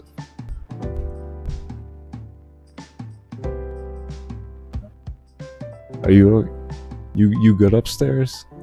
Sorry, I have a professional upstairs neighbor.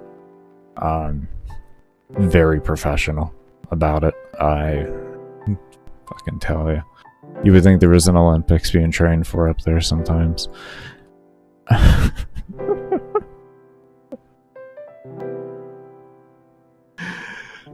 Oh, shit.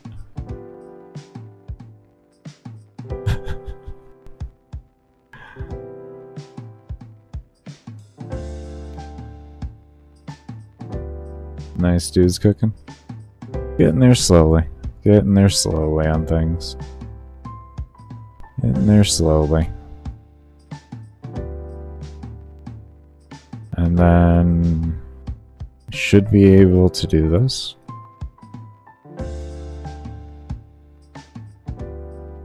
Theoretically? Theoretically.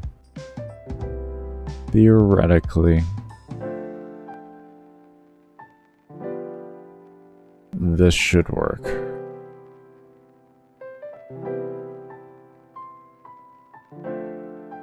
Is this gonna be... Give me stat parent potion. Isn't that this over here? Correct? Okay, so if that's there, then it'll... Okay, so we don't have to worry about that right now. Right now we just have to worry about this.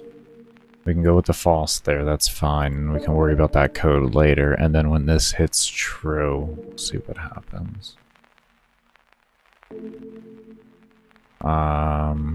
Guess what we can also do is before we do the destroy here is we're gonna want these destroys to run so that we can clear up all of those objects and then have this run on top of that. Let's see. Need to take a nap and get to editing? Sounds good on me. You take care and I hope you have a good nap, man. Thank you for stopping by. Nice, I got an error.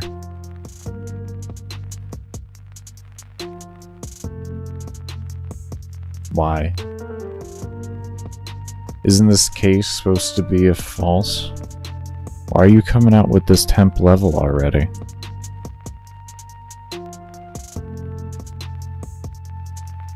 What? Did I misread this switch? The above action code puts the value stored in a variable and compares it to different possible cases. If any of the cases is the same as the value, then the action under will be performed.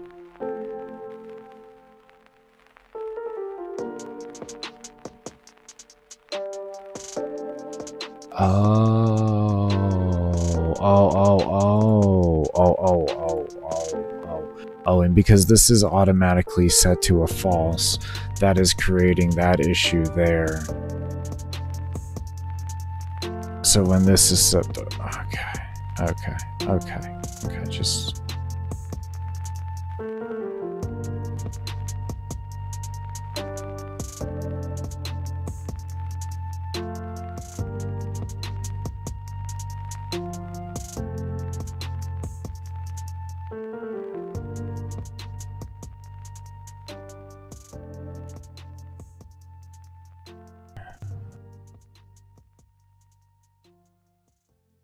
Okay, maybe we don't want to switch for this.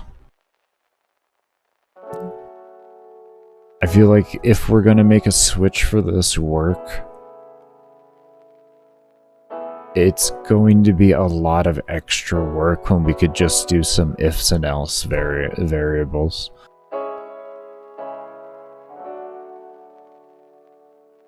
Because we're going to have to create a variable that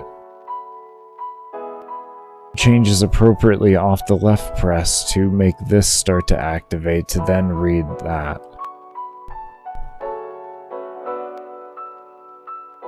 I mean, I guess we could just, we take...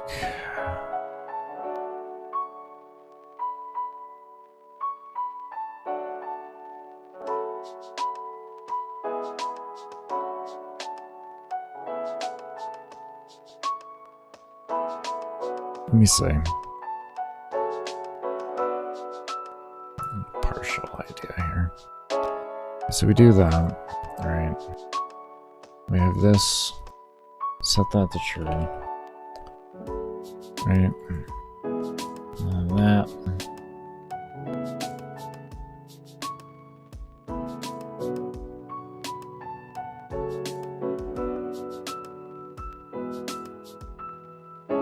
Okay.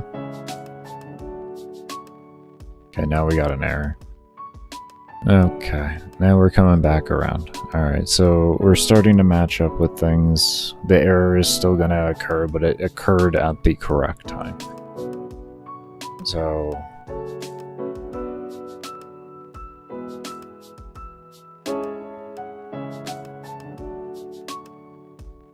the issue we're having there is the level potions, and it is drawing the text for the string of the player.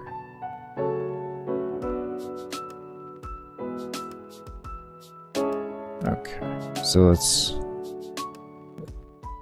old tried and true. I say, Baker, you using the same thing? Old tried and true. I could just guarantee you it'll work. I guarantee you it'll work. I guarantee you. Watch. You just do that, right? Let's do that.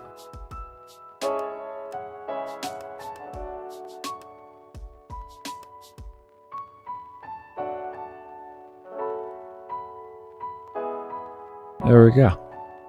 There we go. So we're getting there now. We're getting there. We're getting there. There we go. Look at that. We're getting there. We're getting there so far.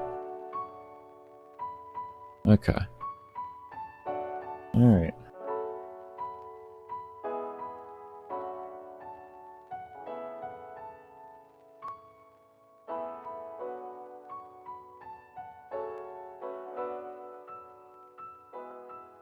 Alright, everybody. We're gonna go ahead and take a break here. When we come back, we are gonna continue on with this. But we are making some good progress on it. We're making some good progress. I'm very happy with it. We'll have a very nice, clean looking interface when it comes down to the end of it all here. I hit escape doing that.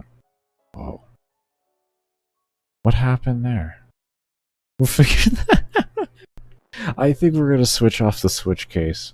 I honestly think that's just going to cause more problems than anything else. I think if we just do if and else variables in there, when we come back, I guarantee you it'll work immensely better.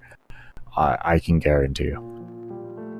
With a lot less work, too, mind you. It'll be a significant amount less work. But we're gonna go ahead and get ourselves up and go in here for a break.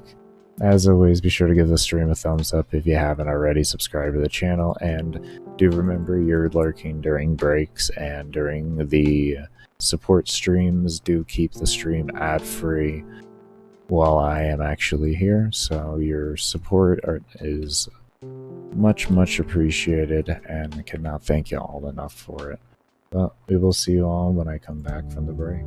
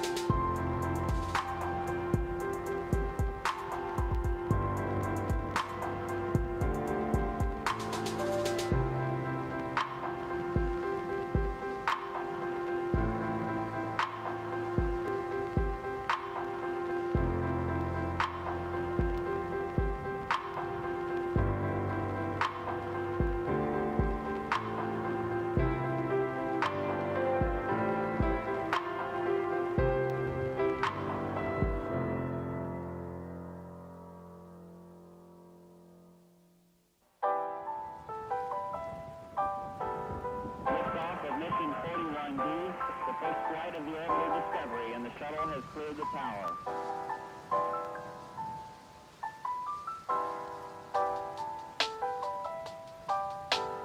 Discovery's 4 computers now have primary control of critical vehicle functions.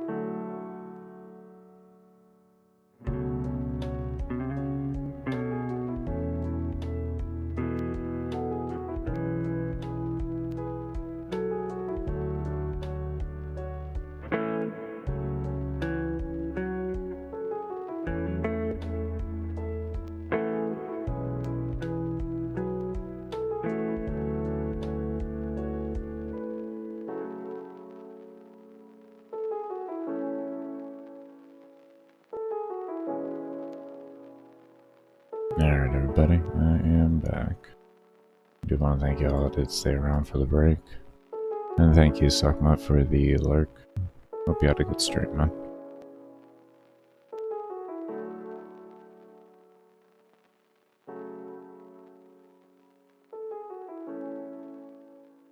Okay. So,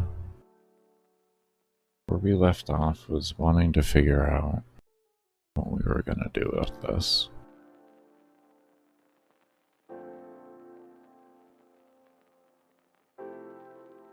Just gonna do this.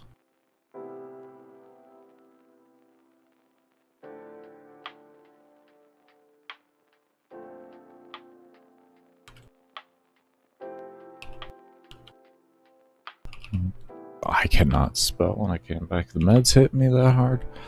Shit.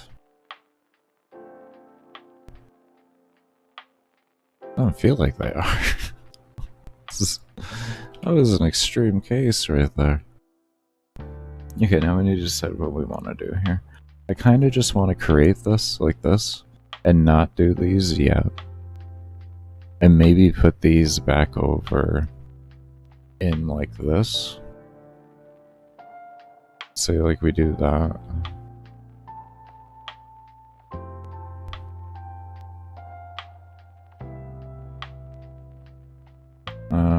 Let's also hold on. Let's take that third one out too. So we do that. Right. And then we come back over here. Not the wrong one. We come back over here.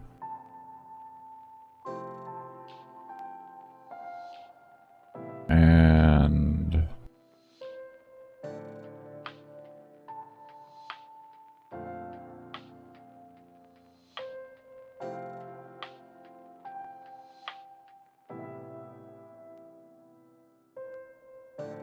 okay.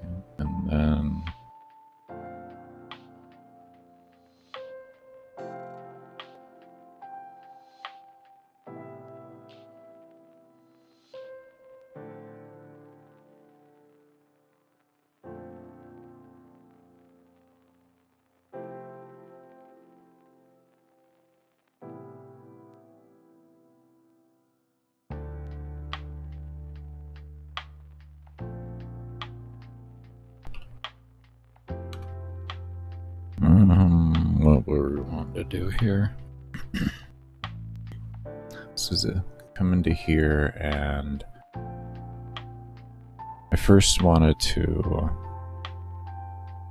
program the logic in. So we say if instance exist buff slot 1.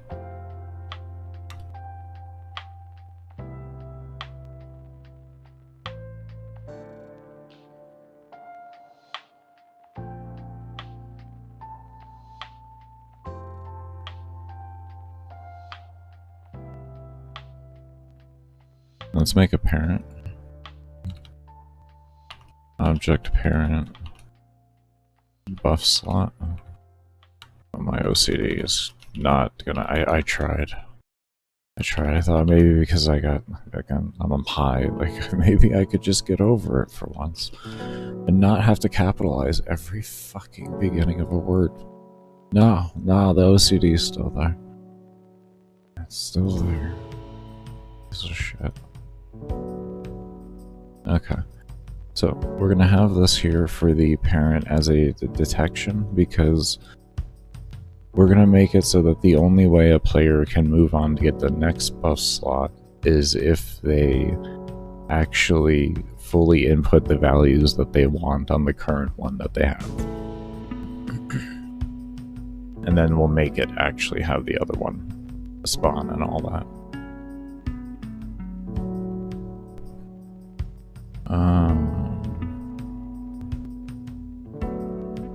Okay, so we got that there, and then we come over here, back over to this, and this would be that equals true. We then make this become true.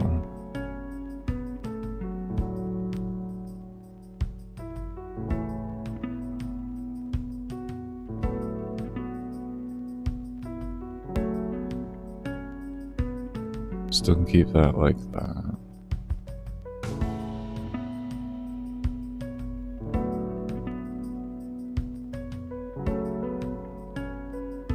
I felt like I was doing something wrong there. Definitely was. I was not reading right. Okay, so this makes this true. And then we have this over here, and this is true. This reads this as true in a step, which then destroys all the instances. Anything that may exist, which is good. And then creates that, and then destroys itself. Creates it on top of itself, and then destroys itself. So yeah, I guess we can put those back in. We can put those back in if we're gonna do it like that. We can come back over here. And grab these three things here. We can cut those. Question mark. We can cut those. This code's gonna look completely different by the time we're done. It was a whole different system that we had created before. Did I turn off my ads? Oh shit.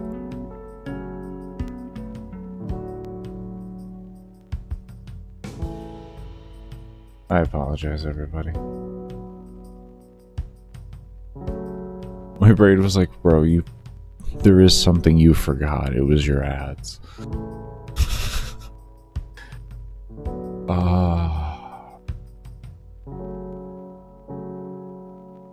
That's why I seemed so distracted, because it was like there was something else there. It was like you missed something, bro.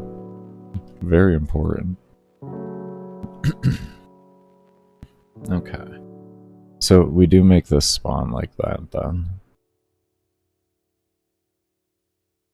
And then it'll destroy itself on top of itself.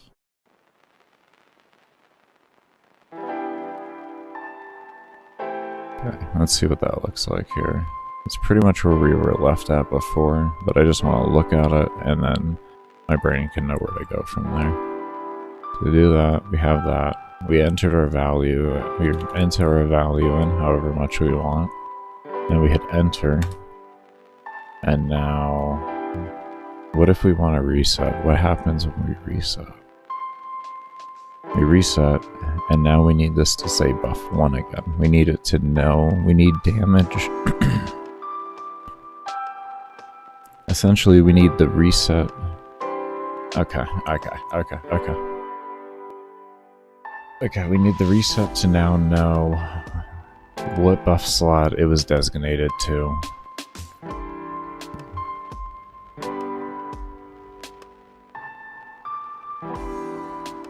So what we could do, since we're doing one at a time with it, we'll have to make these buff ones and all that the global so that they can be read everywhere.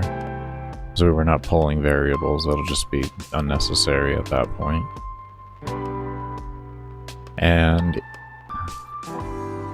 the damage reset will detect which buff it is, and then it'll spawn that one.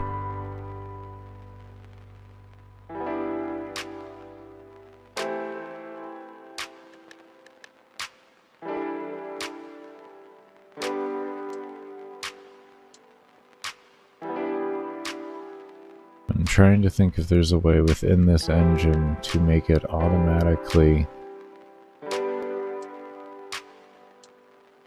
to detect which one, and then based off that one,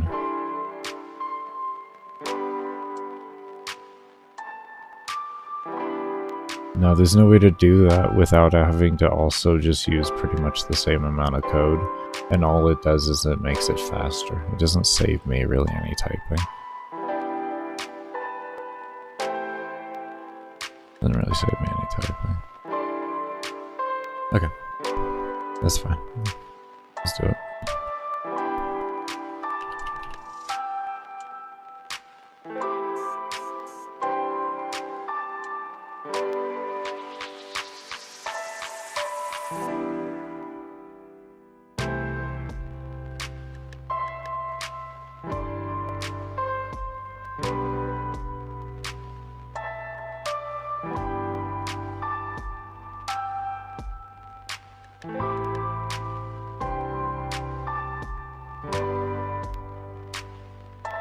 Okay, it's pretty much all adjusted there. So now we can come back to, go to this reset. And we'll come into here.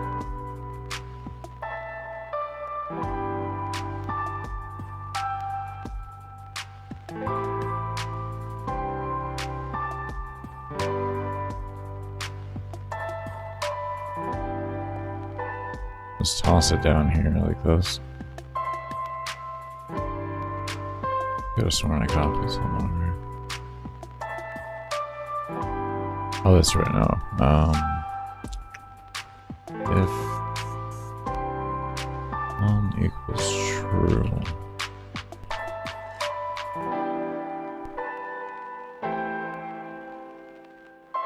And essentially what we can do is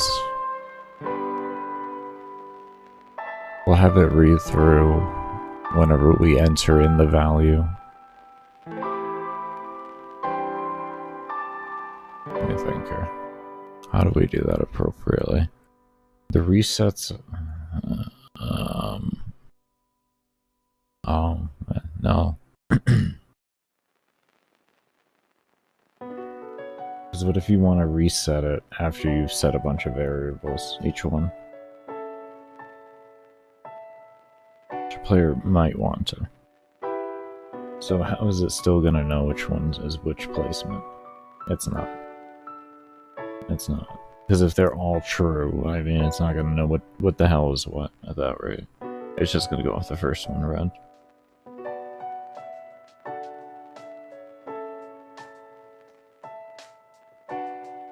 So then we would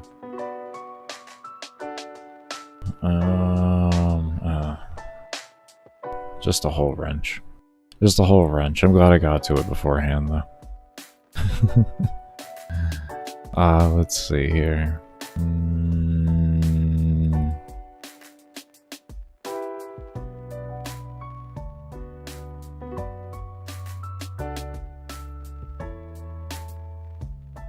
So it becomes true. And then that runs here, spawns that in the location. And now we want to reset. Well, we want this to know where it is. Where it is. How do we let it know where it is efficiently?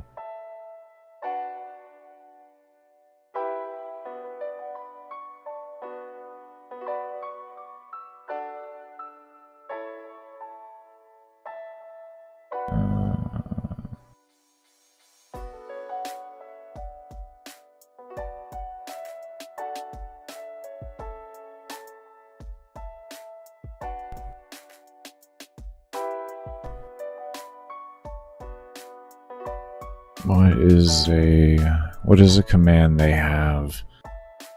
I gotta figure out a command they have to detect their position.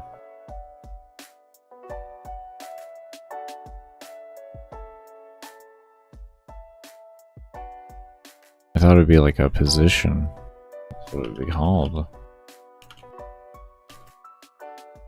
What I'm thinking of doing is making it so that if it detects where it is, like its actual XY position, it'll detect what buff it's allocated to based off of its XY positions, due to the fact that the buffs are going to have set XY positions. And there's no way to have those actually change. So if it can meet that XY, then it'll tell itself, okay, I am here, then because I am here, I will do this.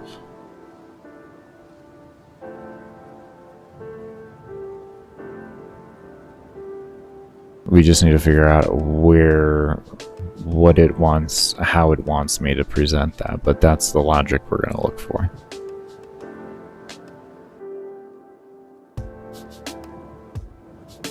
Maybe point. Maybe point.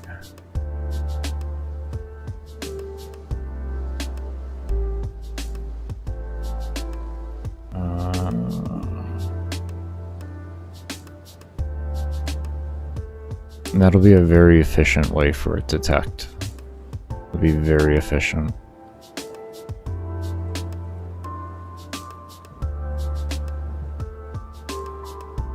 Yeah, we just gotta figure it out. Say X position. What about just X in general?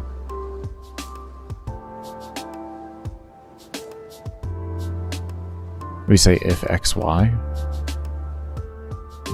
I think I might be able to do that. If XY equals set to the coordinates here, then respond like this.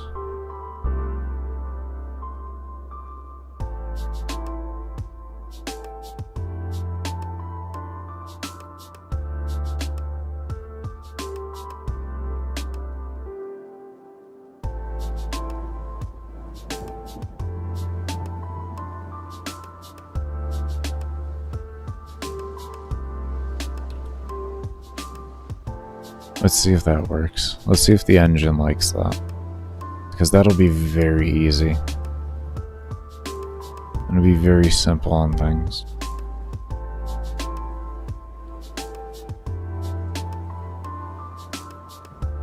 Okay,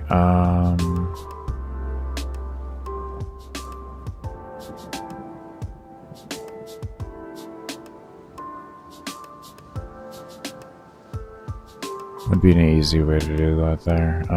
Because we have this thing set to a plus, so let's see here. Was it the reset? The reset spawns off of this. And that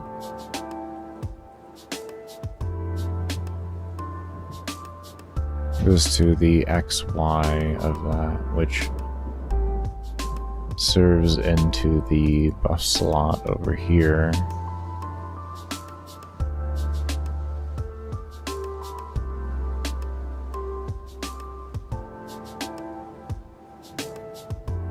Which becomes plus 53 point. Oh my lord.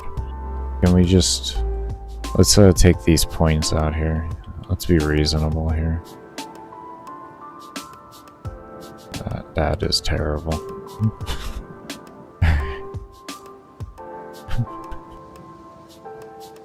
Y plus 53. So that would be a gap. Because we would want to divide that essentially by 2. What would be that gap?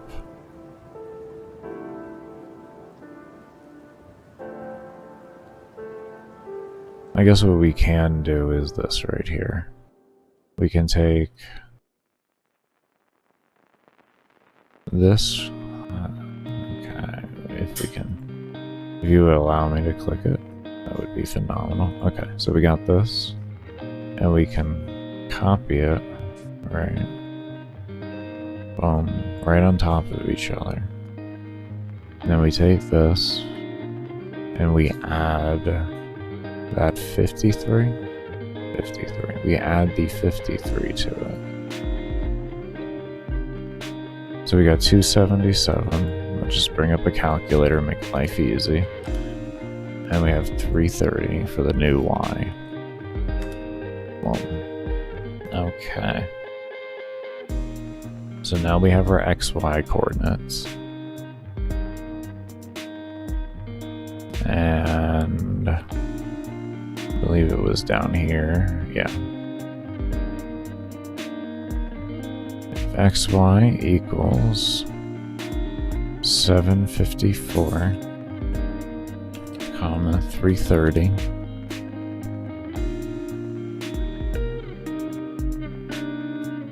We do create instance, buff slot 1,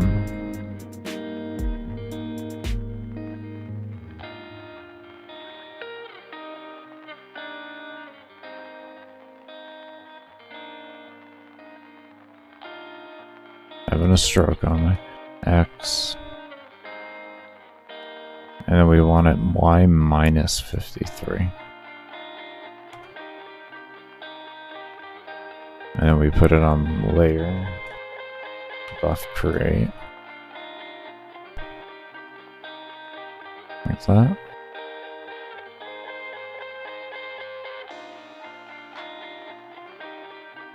I'm thinking that'll do it.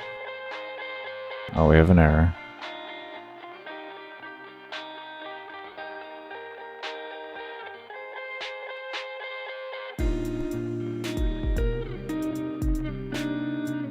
No.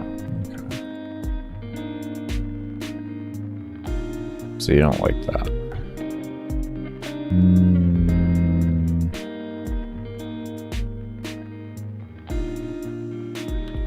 I got it. X start. Y start. Like that? You didn't like that one either. What's the one thing that's going to change? Which direction are we going, Baker? We're going in both fucking directions. Going in both directions. Oh, why don't you want to just, like...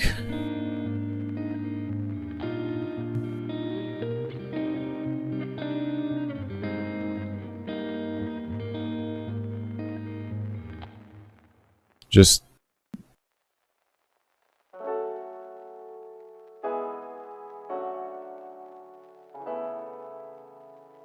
Okay, I know what I'll do. I'll know what I do. I know now. Okay, fine. You want to do it? You want to do it like this? We'll do it like this. How's this sound?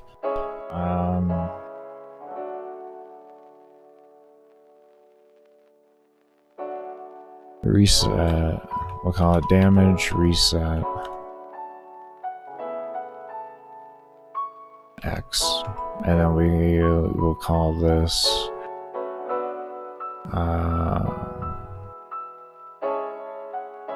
you want to do this, right on. Dot X.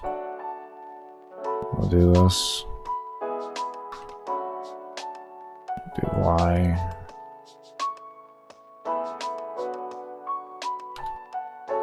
Okay. If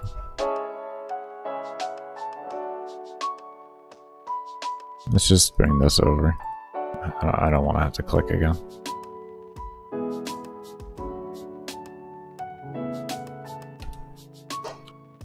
Is the comma the problem? Wait, was the comma the problem? X and Y. Let's just try that. Hold on. Maybe it didn't like the comma. Hold on. Maybe it didn't like the comma.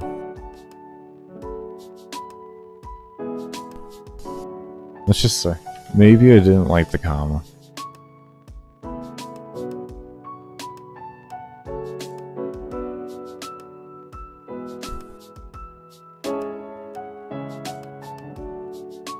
Okay, let's keep going. I thought of it. I was like, wait. This is common sense right now, bro. This is common sense. Why don't you just try a different thing to indicate the difference between the two? That they are distinctly different variables that are being read. My brain was like, why don't you just do that?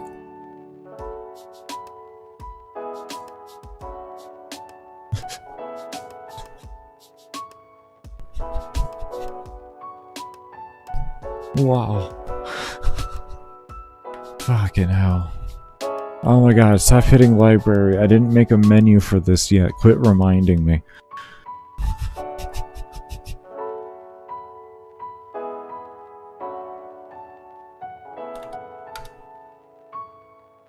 Damn it.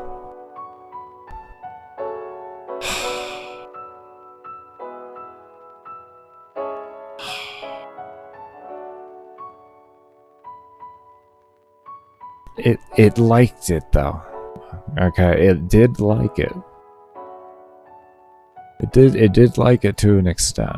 Okay, but we are gonna go back to the original plan here, but we got to agree to an extent, so we are on the right path. We are within what we are trying to allow, essentially, is how I'm looking at this. We just have to word it correctly, and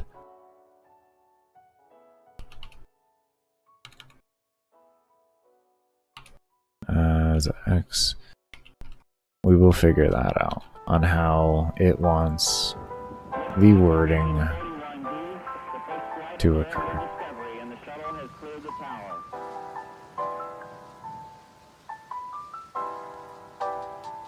Now, if I can do this first.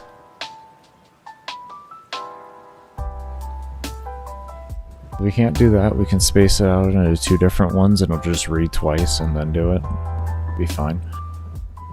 Either one will probably work.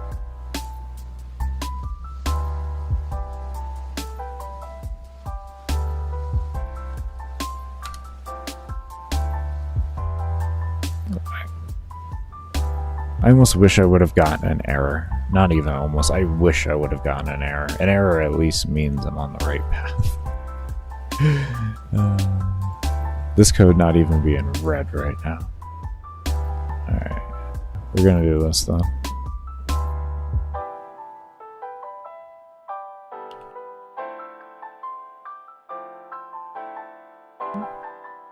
I did say this the other day though, this engine kind of gets weird when it comes to and all that kind of statements. It gets kind of weird. So it's usually better to separate them out and such. I bet you that'll work. We probably could even do an X start, Y start here too.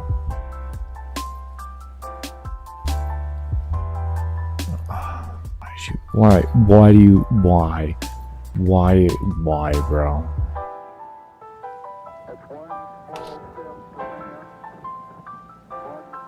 Wait, does this thing delete the... Hold up, maybe it's been working the whole damn time. Honestly, I think it's been working the whole damn time. We're gonna backtrack the code here. I honestly think it's been working the whole time. You wanna know why we're having issues seeing it? It's because it's not deleting the damn damage thing. I don't know, but I mean that it literally needs to do that.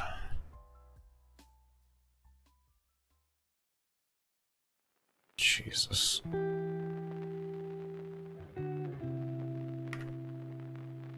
I did it. I clicked the right one. There, see? I knew it was working. I knew it was working. I knew it was working. Okay, let's backtrack it a little here. Let's backtrack it a little here. Alright. Alright.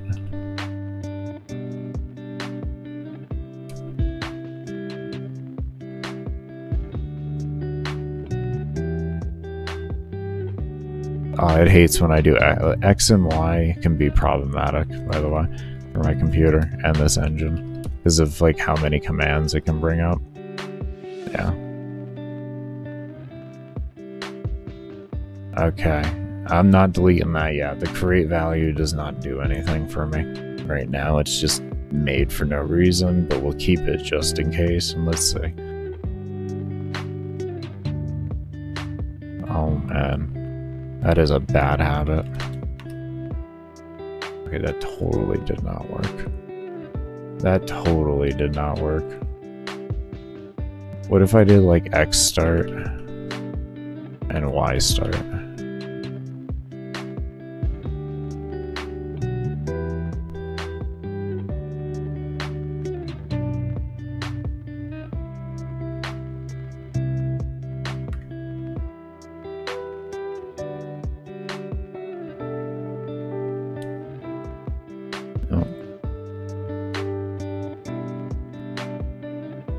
Just for comical purposes, we saw that didn't work, right?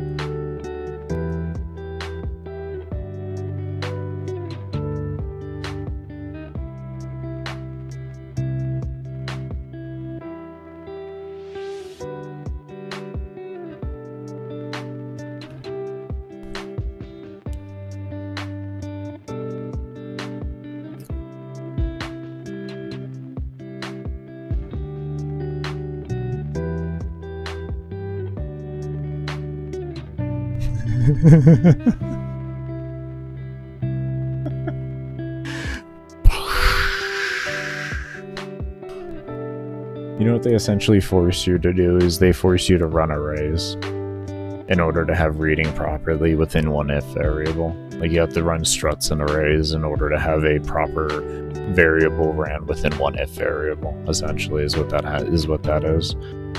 So if we were to save the xy into a array, we could then have the array read within one line, but we're still having to create arrays and stuff like that. And this doesn't affect mob spawning. This code is not going to affect how many mobs are being spawned in a mission, so it doesn't really make a big difference.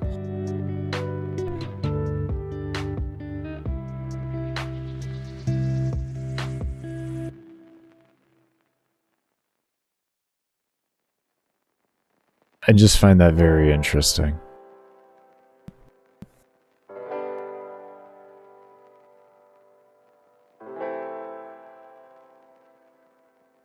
It's the little things I've had to learn about this engine over time of using it.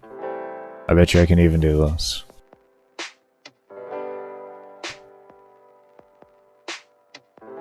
It's even more simple. There's no stored variables, there's nothing for it to read back to or anything like that. It's... See? I mean, like...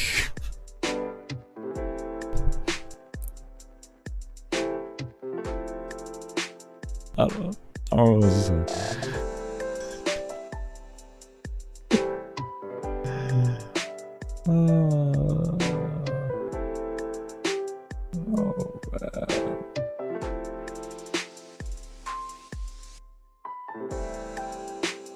And we can also use this system here to detect which buff slot is going to be next. Oh no, that wouldn't be right. That would just reset.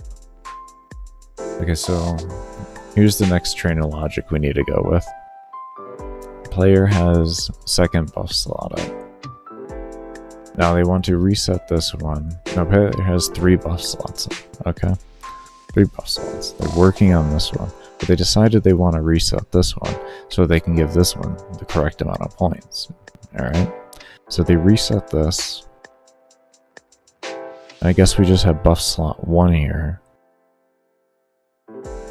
And essentially, when you enter that, we'll have to have a protective line of code that if the further one is present, to not automatically spawn that and to just enter through.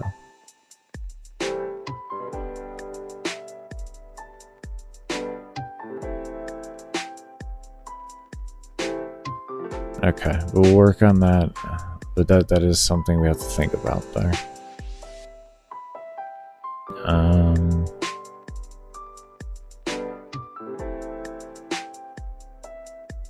We'll go with one logic at a time here. One logic at a time here. Let's make number 2 here, and then we can start working our way into all of that.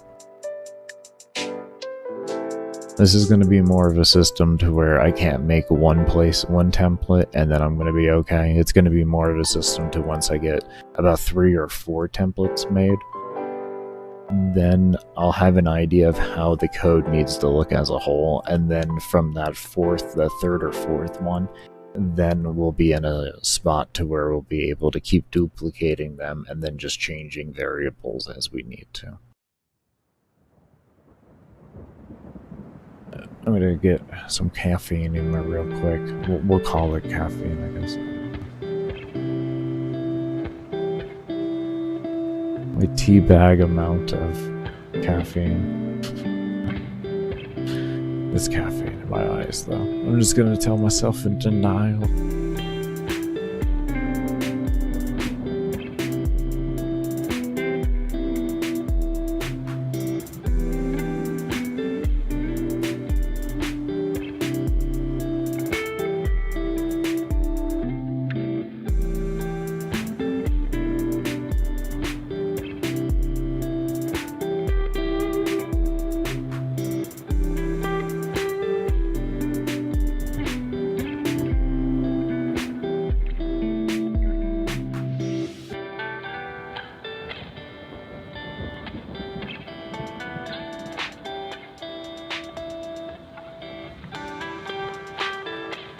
Alright.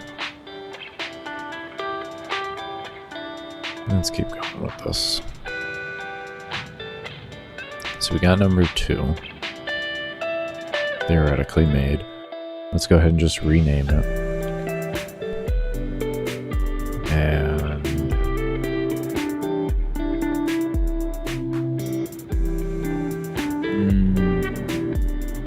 where do we want to create this other system?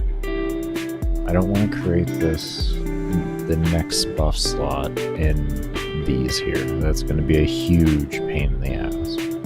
I think I'm going to create it in one of the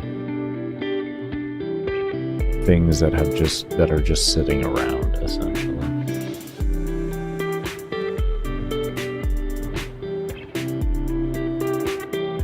Probably stat list, because that's going to be omnificent. This can probably hold the code.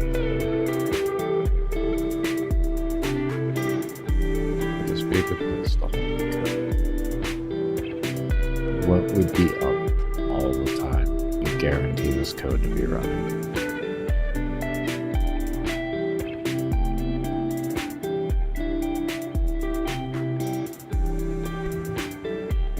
That we could afford to fit the code into.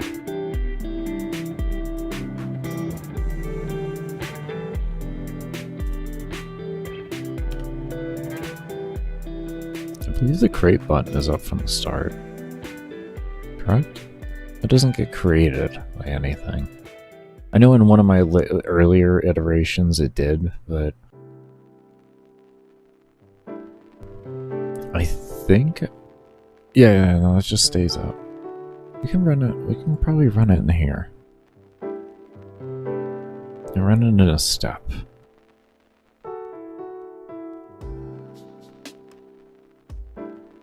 And we have a parent for reset. So what we can say, if buff slot 1 equals, not object, stupid. Oops.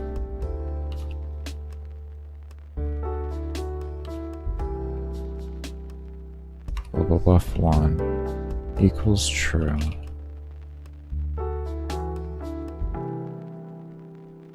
And then we say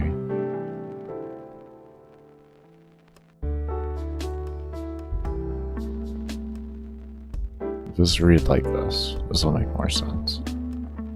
This equals true. And then we have any of the buffs here equal true.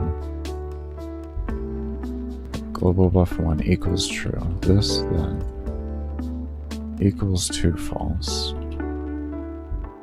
Right?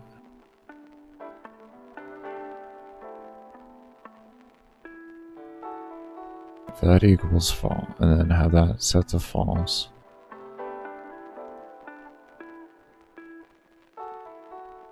And then literally just have it create the instance. Like that. And we have a variety of different ways of saying how we want that to be. We can set up placement empty objects if we want here on the map. So essentially what we can do is this.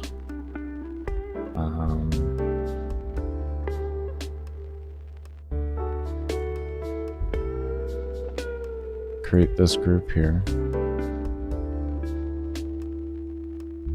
Like I said, we have a few different ways. We can directly tell it the XY coordinates, or we can just make objects because we don't have to really too much worry about performance. So to save a little bit of time, we can just tell it to spawn in these object sections here, and we'll make the objects just an invisible thing, and it will spawn into that location there.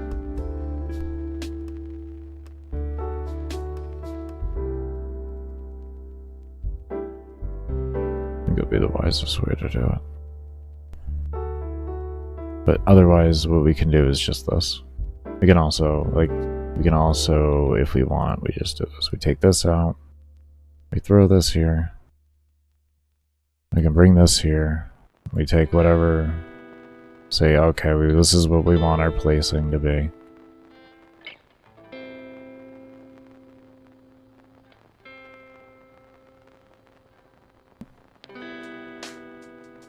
Baker, is this what OCD looks like? Oh, you're absolutely right, it is. Anyways, so we just say we want it there, right?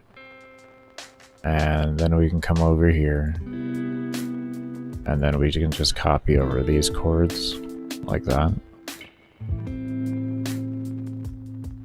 On buff underscore create.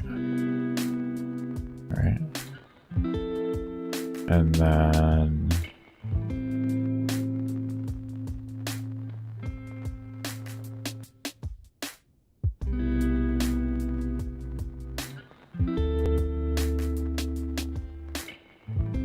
hold up. We'll get this done on a baseline, but we have to refine this. We have to refine this. First off, it's the wrong damn command. We have to refine this though. This isn't gonna work, but we'll just go through. My brain did not like that. It just saw what a lot of problems were there. Did not like that, but we'll go through to see if the concept will work, and then we can refine it out. The variables needed. Oh, yeah. I don't even know.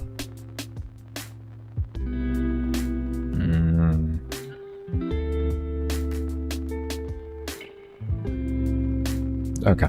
I know we can go around it. Doesn't matter. It's fine right now. There we go. So. There we go. Okay, base concept works, but the thing is if this is up the whole time...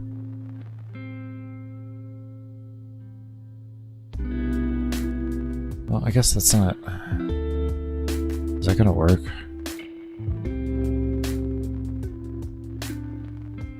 If...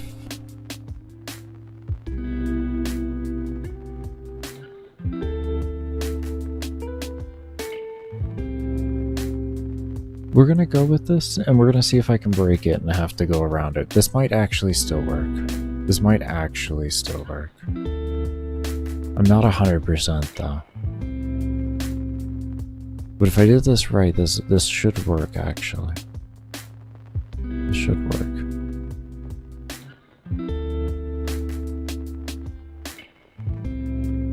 But yeah, we got that baseline working there. That's awesome.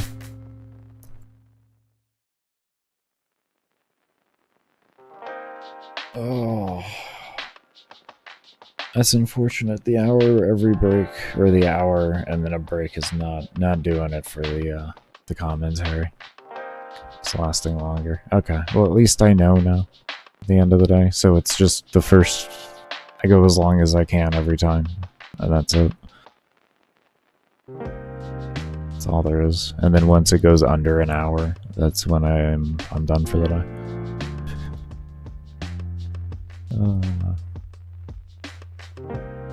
That's unfortunate, yeah, because we're still at 4 hours.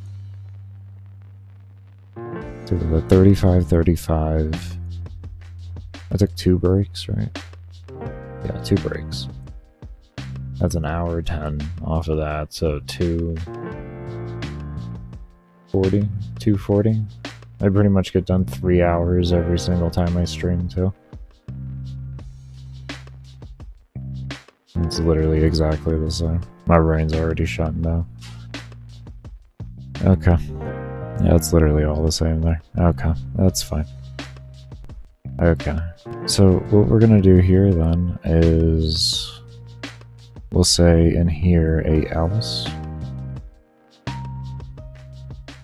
And then this way it only reads exactly when that is true. So we'll come over here and make a global buff2 equals true. Right.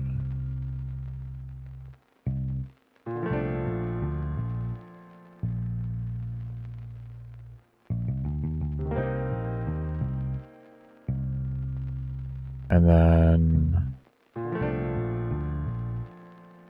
Okay, so how how is it going to know that there isn't already the buff slot there?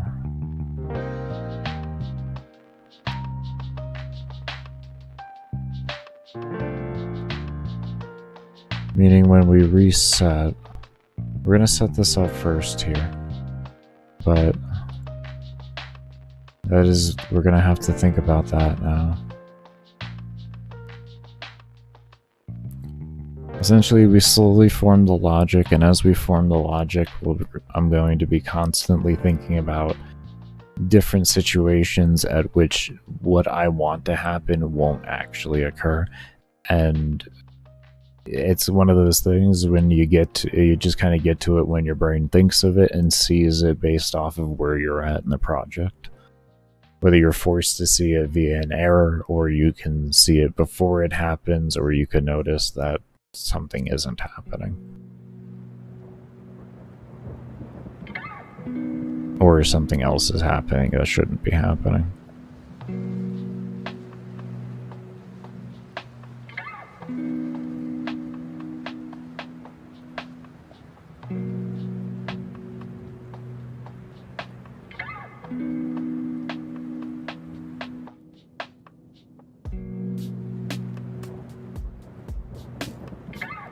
Okay, but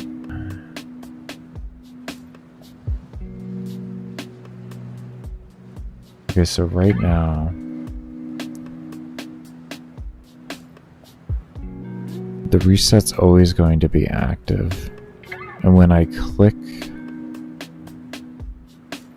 the buff, it turns the buff icon on, so it's automatically true. So this is automatically then negated out from here and will register as this being active.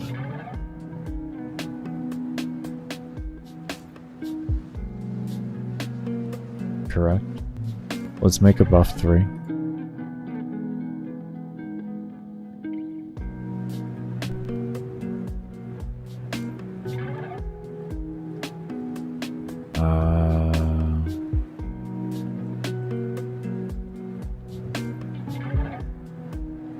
Easy way to figure out the distance between the two right now. We'll click on this, and then we'll come over to where yeah, these are the same variables. So we have a x of 896, only minus from 754, so we have 142 on the difference there. The y plane will stay the same. So essentially we take that, then the 142, and we add 896 to it, and we come out with 1038, and that will happen there. Now we want to come over here, and we want to create this buff.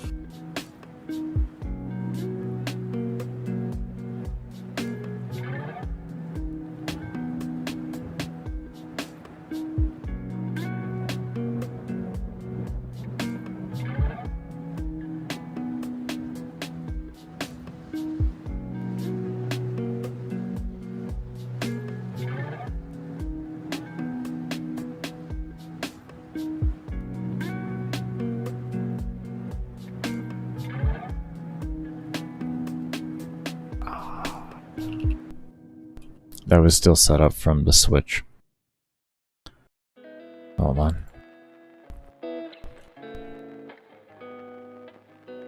I forgot. That was still set up from that. We'll just change you to that. Okay. So then we need to come into here. We need to come over here. Do that. I'm gonna do this right at the start. Right into this as true.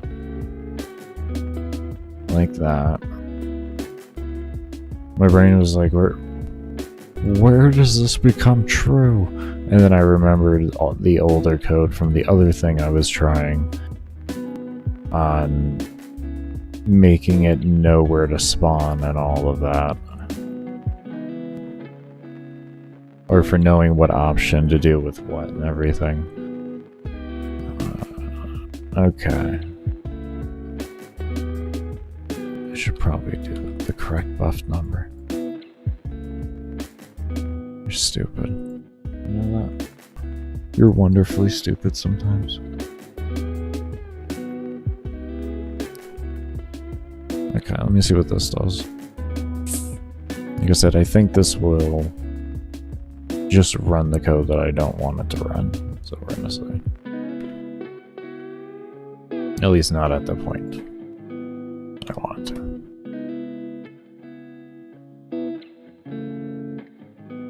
Oh, that was interesting.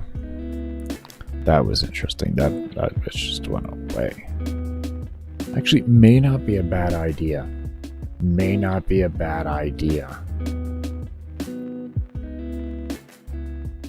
May not be a bad idea.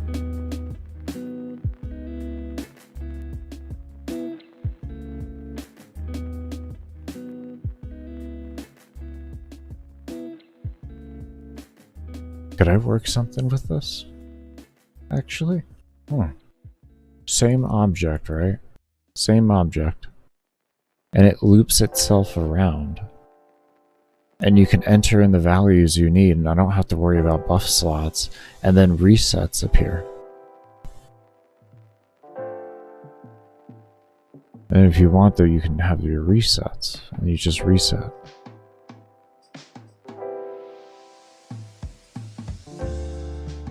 First off, anyways, why did that happen? Why did that happen? I would like to know, though. What did it run? What did it run there? I see what it ran. It ran this. It ran this. Okay. Actually not needed. Not needed code anymore. If we're running it the way we run it, we're gonna run it. This code actually isn't necessary.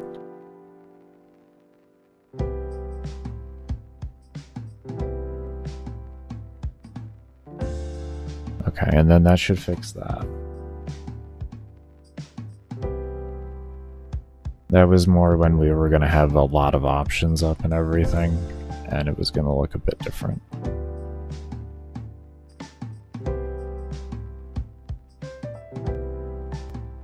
See, I knew that's what was gonna happen. I knew that's what was gonna happen. And that would be buff slot 3. We're gonna change the text over just to ensure that's what is happening. That's exactly what I thought was gonna happen, though. Which is not a bad thing at the end of the day. At least I know what's gonna happen, and it means I'm on track for the right mindset of getting it fixed and resolved and having it work as intended. That's not a bad thing. Definitely not a bad thing. Okay, so yeah, buff slot 3 instantly spawns. Okay, so we need a different detection. The reset is a bad one. Reset is bad.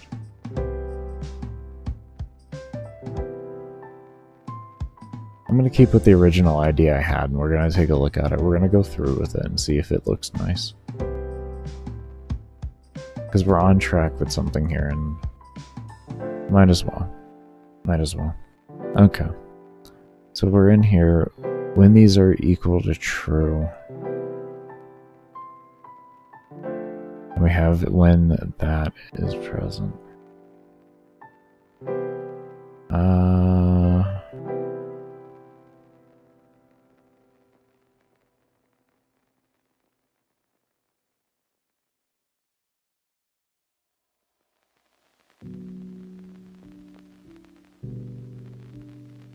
Instead of detecting the reset,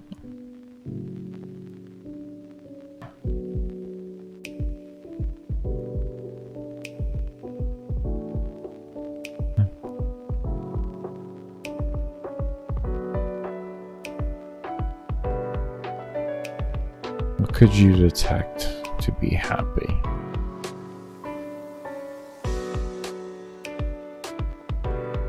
It's going to be one extra variable we have to look at detecting.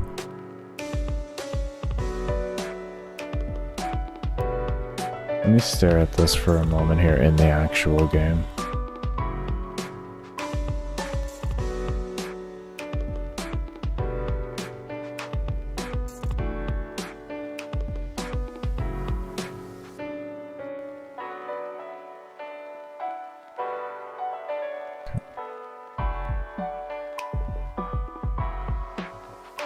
Okay, at least we can't click on that again. That's really good. That's really good. So something works. Something works. Alright, so we want this to only spawn buff slot 3.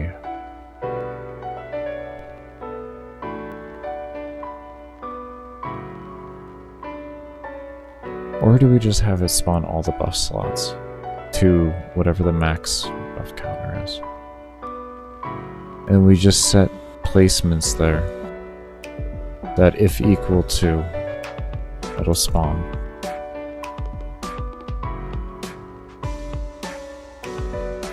And then we just gotta code in some variables for if a player clicks buff slot 3, but they have buff slot 2 open and such, and how that works.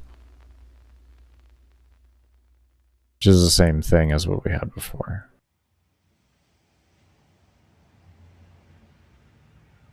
Just looks different.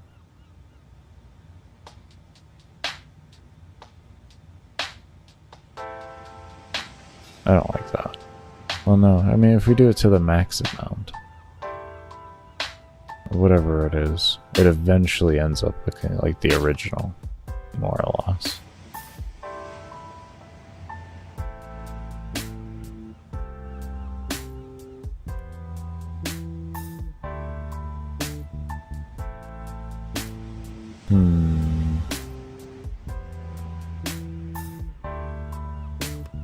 I think doing one at a time might be wiser.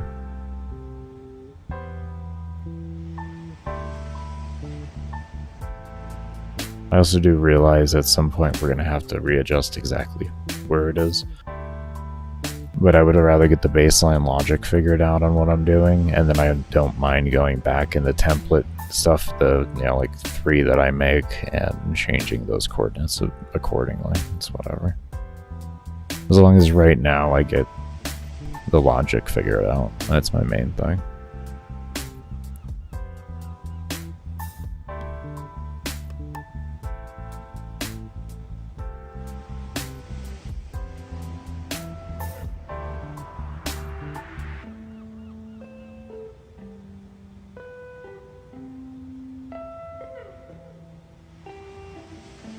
Okay, so what else can we have to detect you?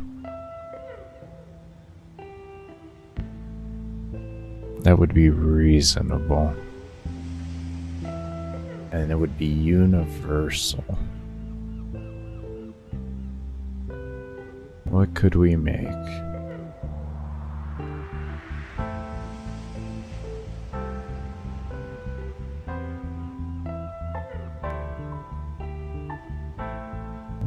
We are close. We're getting there. We'll figure it out. We'll figure it out. Might take me a moment, but I will eventually figure it out.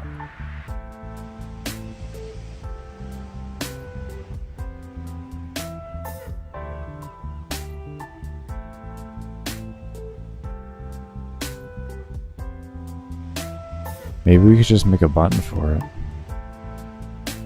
Maybe instead of making it automatic, we make a button to add a buff slot, and you can add the buff slots and create them as you want.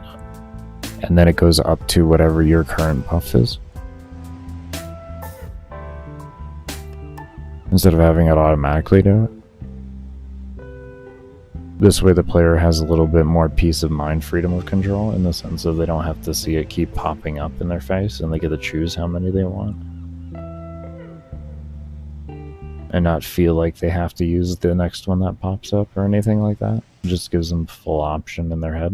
They know they can, and they are, as a new player, they are automatically then told it's okay to go in with this many. You don't have to choose another just because it popped up. Actually pretty good. Especially to help new players understand how things are working. Because otherwise, if you do make it automatically pop up as a new player, there is I would say a fairly high percentage chance you might just automatically assume you have to have every single stat that pops up because it pops up with it. You may just not even try.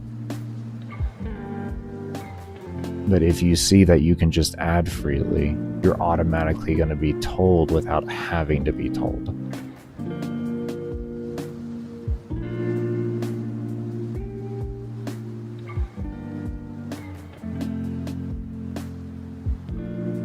I like that.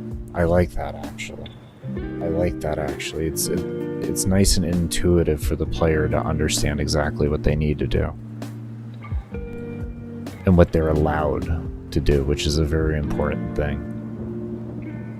And the player doesn't have to go find a fucking tooltip or some shit to do it. It's just a button that works in the game and innately just teaches you it.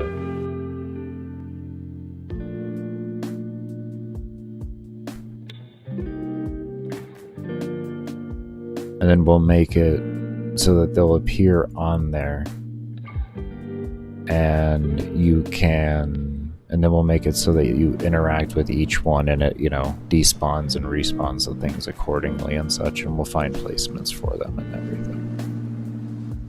Okay, let's go do that then. We'll take this step out of here. We're gonna make a new object. I like that.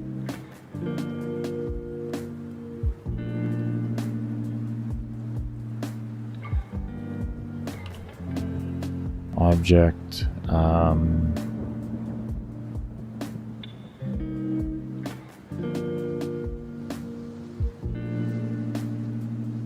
we'll call this add, don't, you already know, add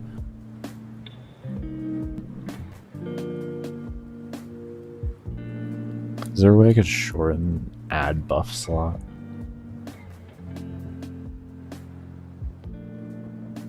That would still be legible.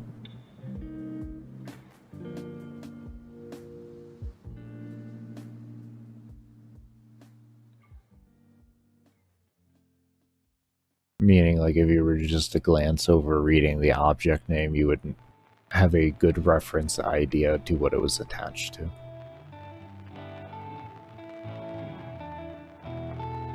Without knowing anything about the code, but knowing how the code of the engine works. Because while I'm doing this too, everything that I name and everything that I do with this is also in the mindset of,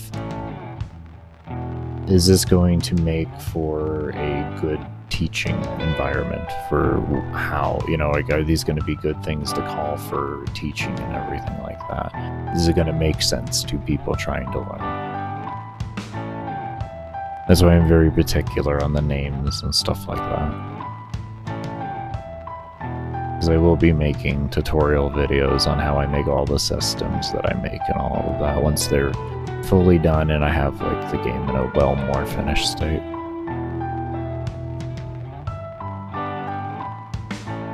That's one of those last things for me to do, is to start working on that whole series.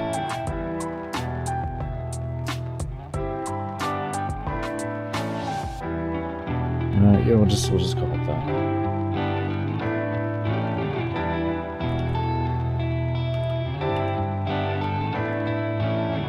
Okay. So now we'll give it the same sprite as always. That. And now we'll do a draw on it. I don't know how to spell draw apparently. Draw self, draw variable.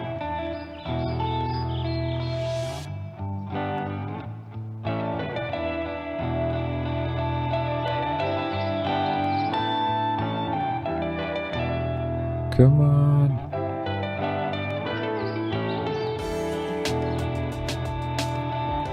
X, Y.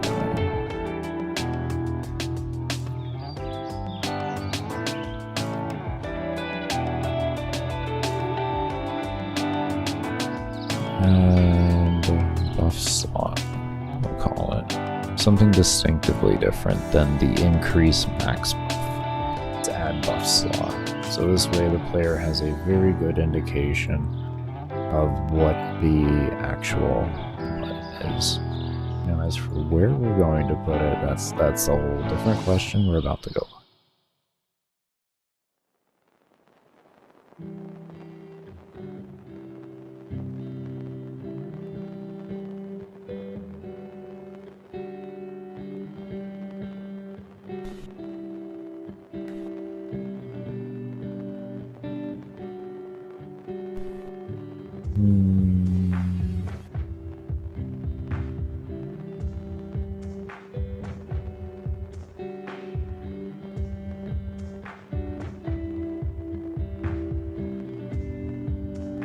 I guess for right now, we'll just stick it up over here.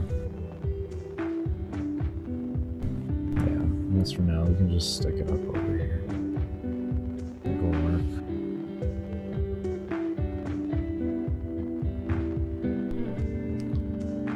work. Just so we can get it working. I just wanted to see if there was anywhere that, like, spoke to me right off the start. So I always like to give a chance for that, where it's like, oh, this just feels like when I have all the other assets in and everything, this is where I want this. Let me just make sure this isn't in the way of anything or anything like that.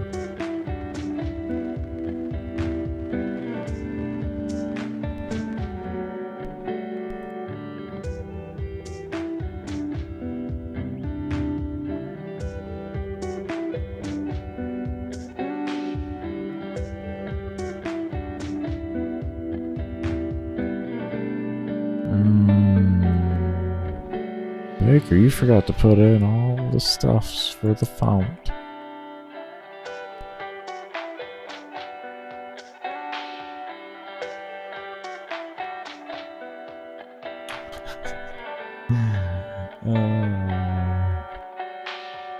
Absolute. Just epitome of winning. There it is. Okay, so we're there so far.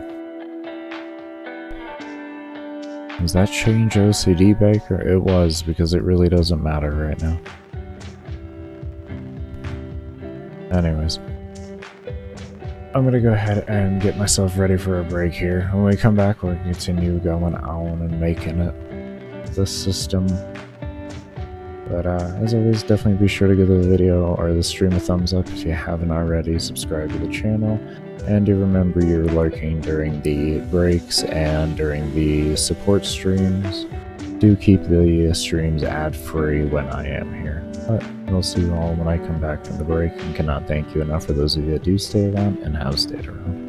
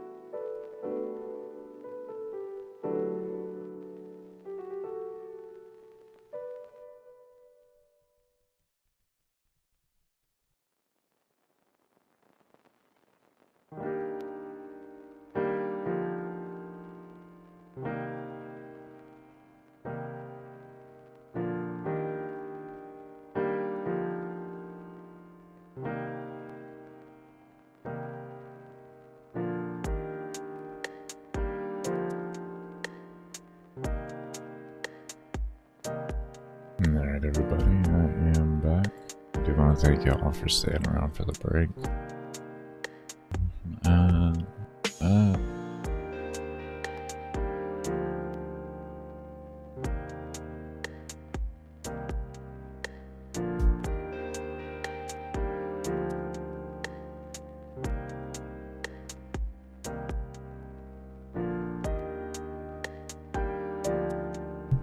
Alright.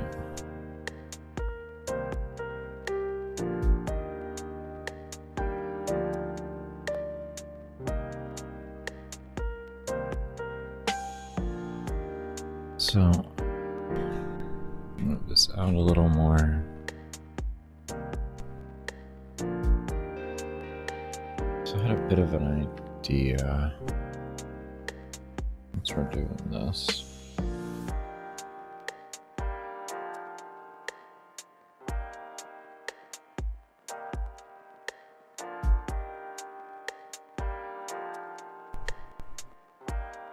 This.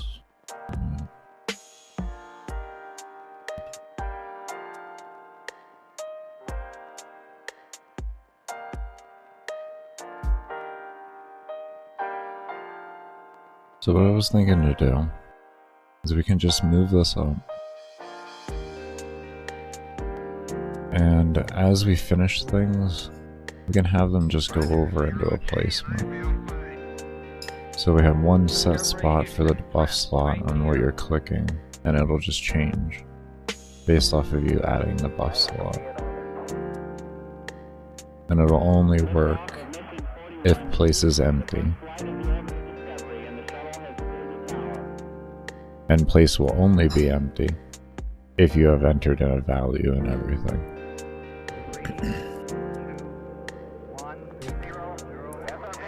That's the idea right now. One moment here.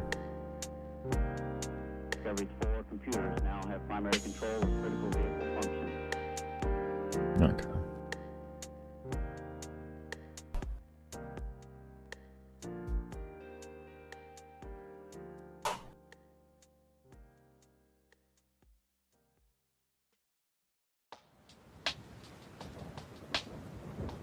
Okay, so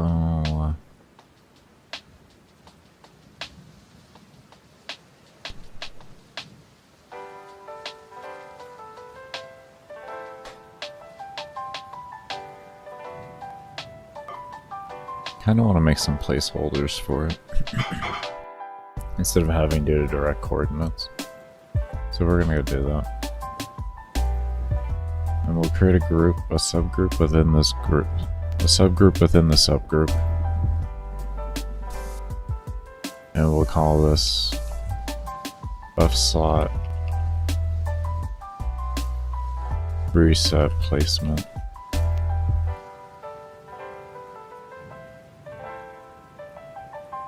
And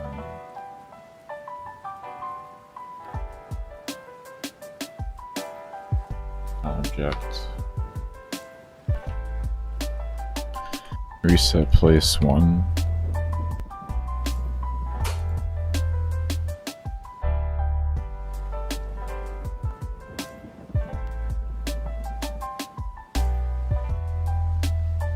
Yeah, we'll do just that many for right now.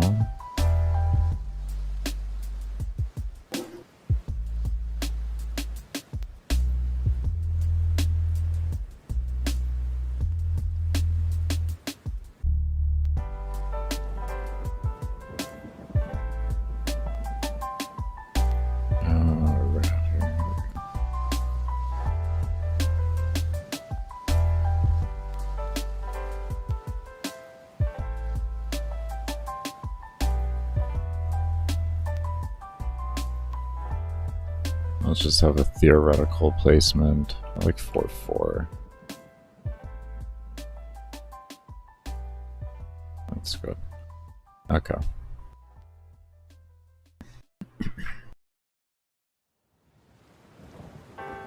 Let's just say like right here.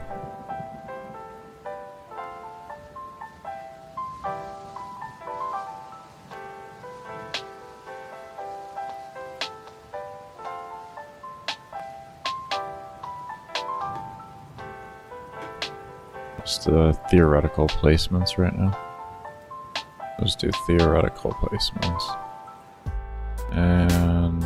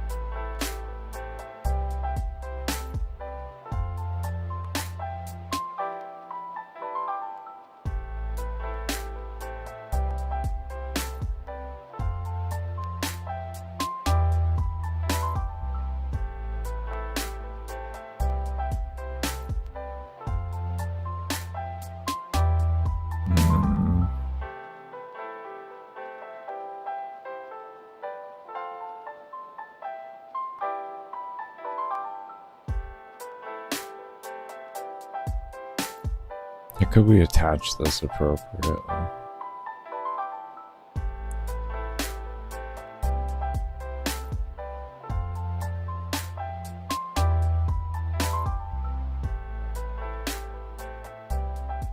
One way I'm thinking about doing this is I could maybe even program into these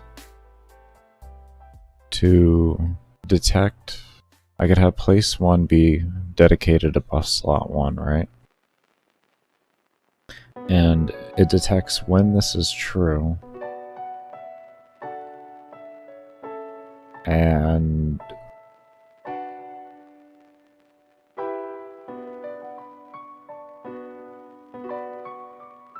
it'd be one other variable that we would have to detect. And then it could place in whatever reset is appropriate to put in there.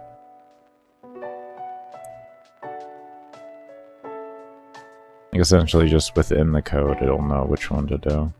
I guess we could use the upgrade too. If buff 1 and then damage upgrade.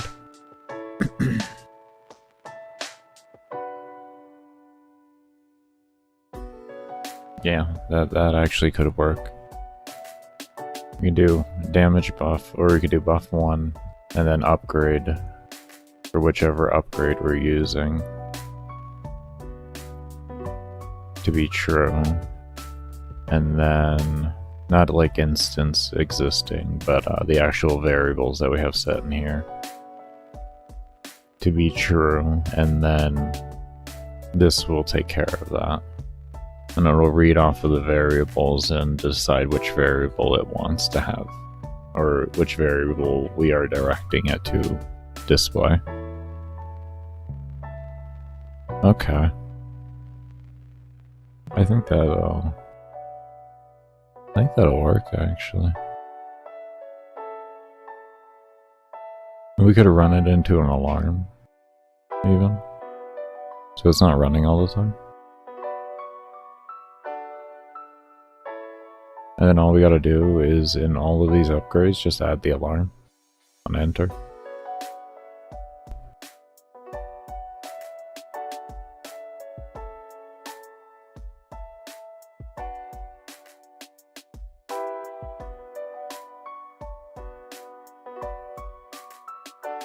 Would be a better way to run that, though?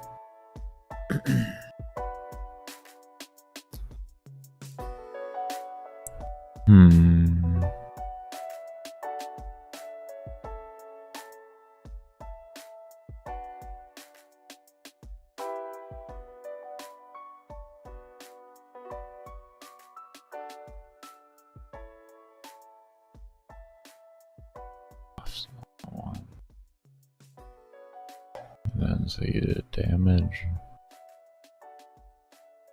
You entered in value for damage. After entering in value for damage, you hit enter. In which case it'll get rid of the buff slot 1 there and transfer over.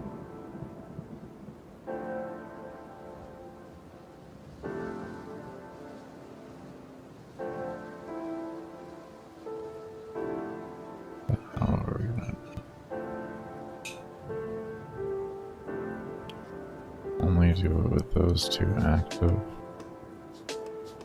And then in which case...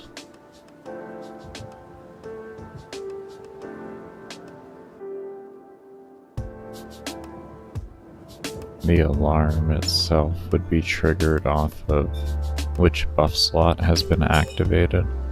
And the buff slot that's currently activated triggers the alarm into the respected buff slot, or into the respected reset place to run the according code.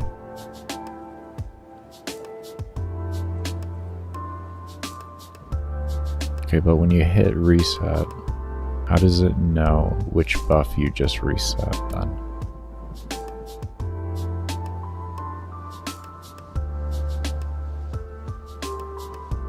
What gets stored where? And how does that get stored?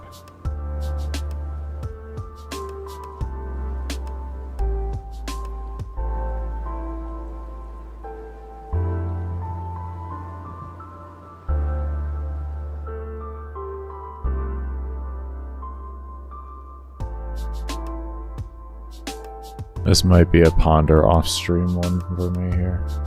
Really just sit here mindlessly and think about it.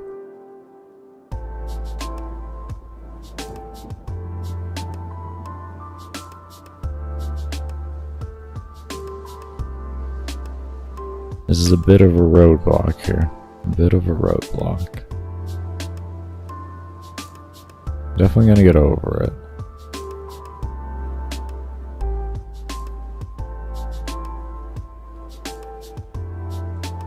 Does it know which buff slot's associated with the reset? Do we change the resets? Do we change the reset? And how do we change the reset to make sense? What value is being held? How does it know what value is being held? You hit that reset for that particular spot.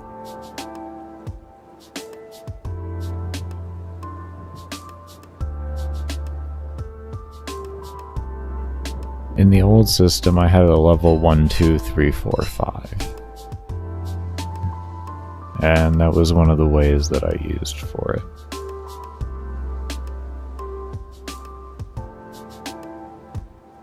It's just if I use that here, there's gonna be a lot of shit. So I'm trying to avoid that. But it is an option.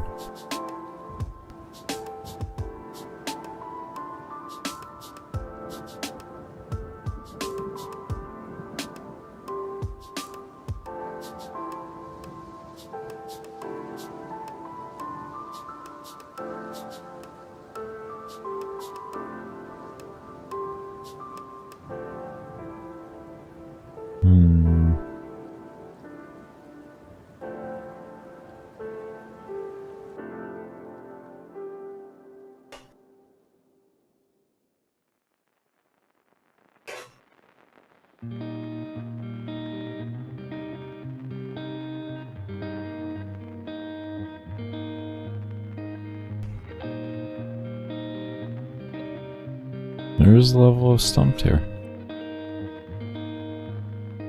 I think it's just my brain's really shutting down. This is one of those things where the lines are almost being connected.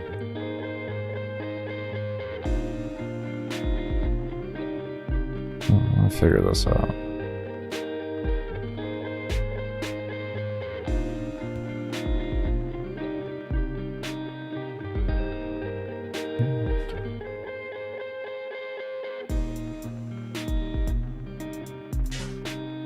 How do we make...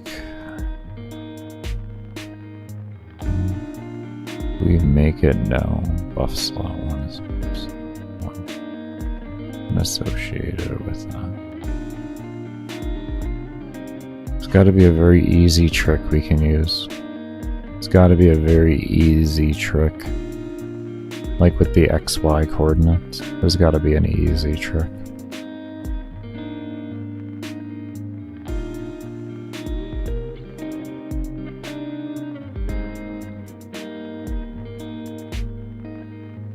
guess we tell it to if XY coordinate. And if it's in that respected coordinate, then it's obviously to that buff slot.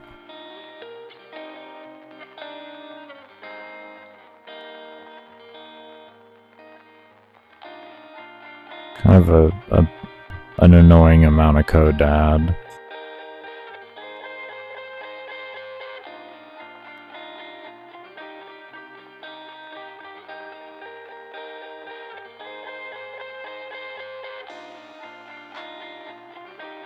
Maybe there's something else I can... Maybe I can set it to the parent, and the parent reads off of the rest of them, so then they read off of it, and I don't have to make as much code, I only gotta make it one time. I think that might be a good idea.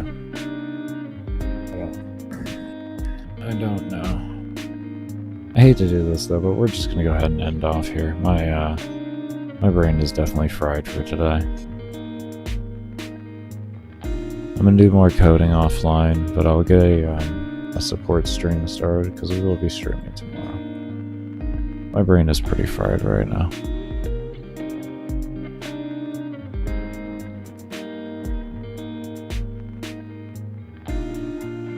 I think I come back to this with a fresh mind, we'll be looking good. We got a good amount of work done today though. We got a good amount of work done. We were able to finish up all of the actual interactables there for the unique stats themselves, and all of the interactions we needed for them for adding stats and all of that. And then we were able to form it into a buff slot system to where we could click and have a drop down menu and then select the value that we want, click that, and have the actual thing show up. So that is good. That is good. And when we hit reset, it does actually bring back buff slot 1, depending on its XY coordinate. Well, it will detect which buff slot it is based off of its XY coordinate. So I guess that's the implementation we'll be putting back in over here, is that same system we already put into the reset then. Okay, so we already put it into the reset, which is good news. So it's already been put there and tested, because that's how this detection works. I had to remind myself that. And okay, that'll work then. That'll work. Okay. Yeah, let me get a support stream up and going and all that, and we'll run you all over there, and tomorrow I will be back with more coding goodness.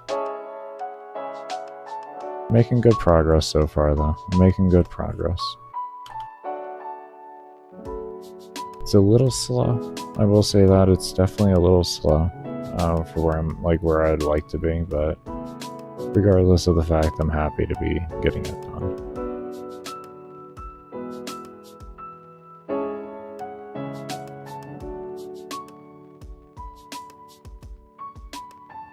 Alright.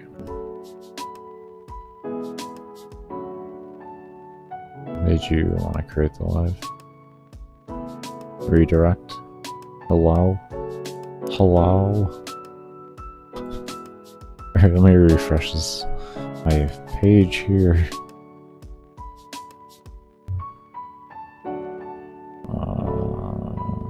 Where is the redirect thing? Is it in customization? Here it is.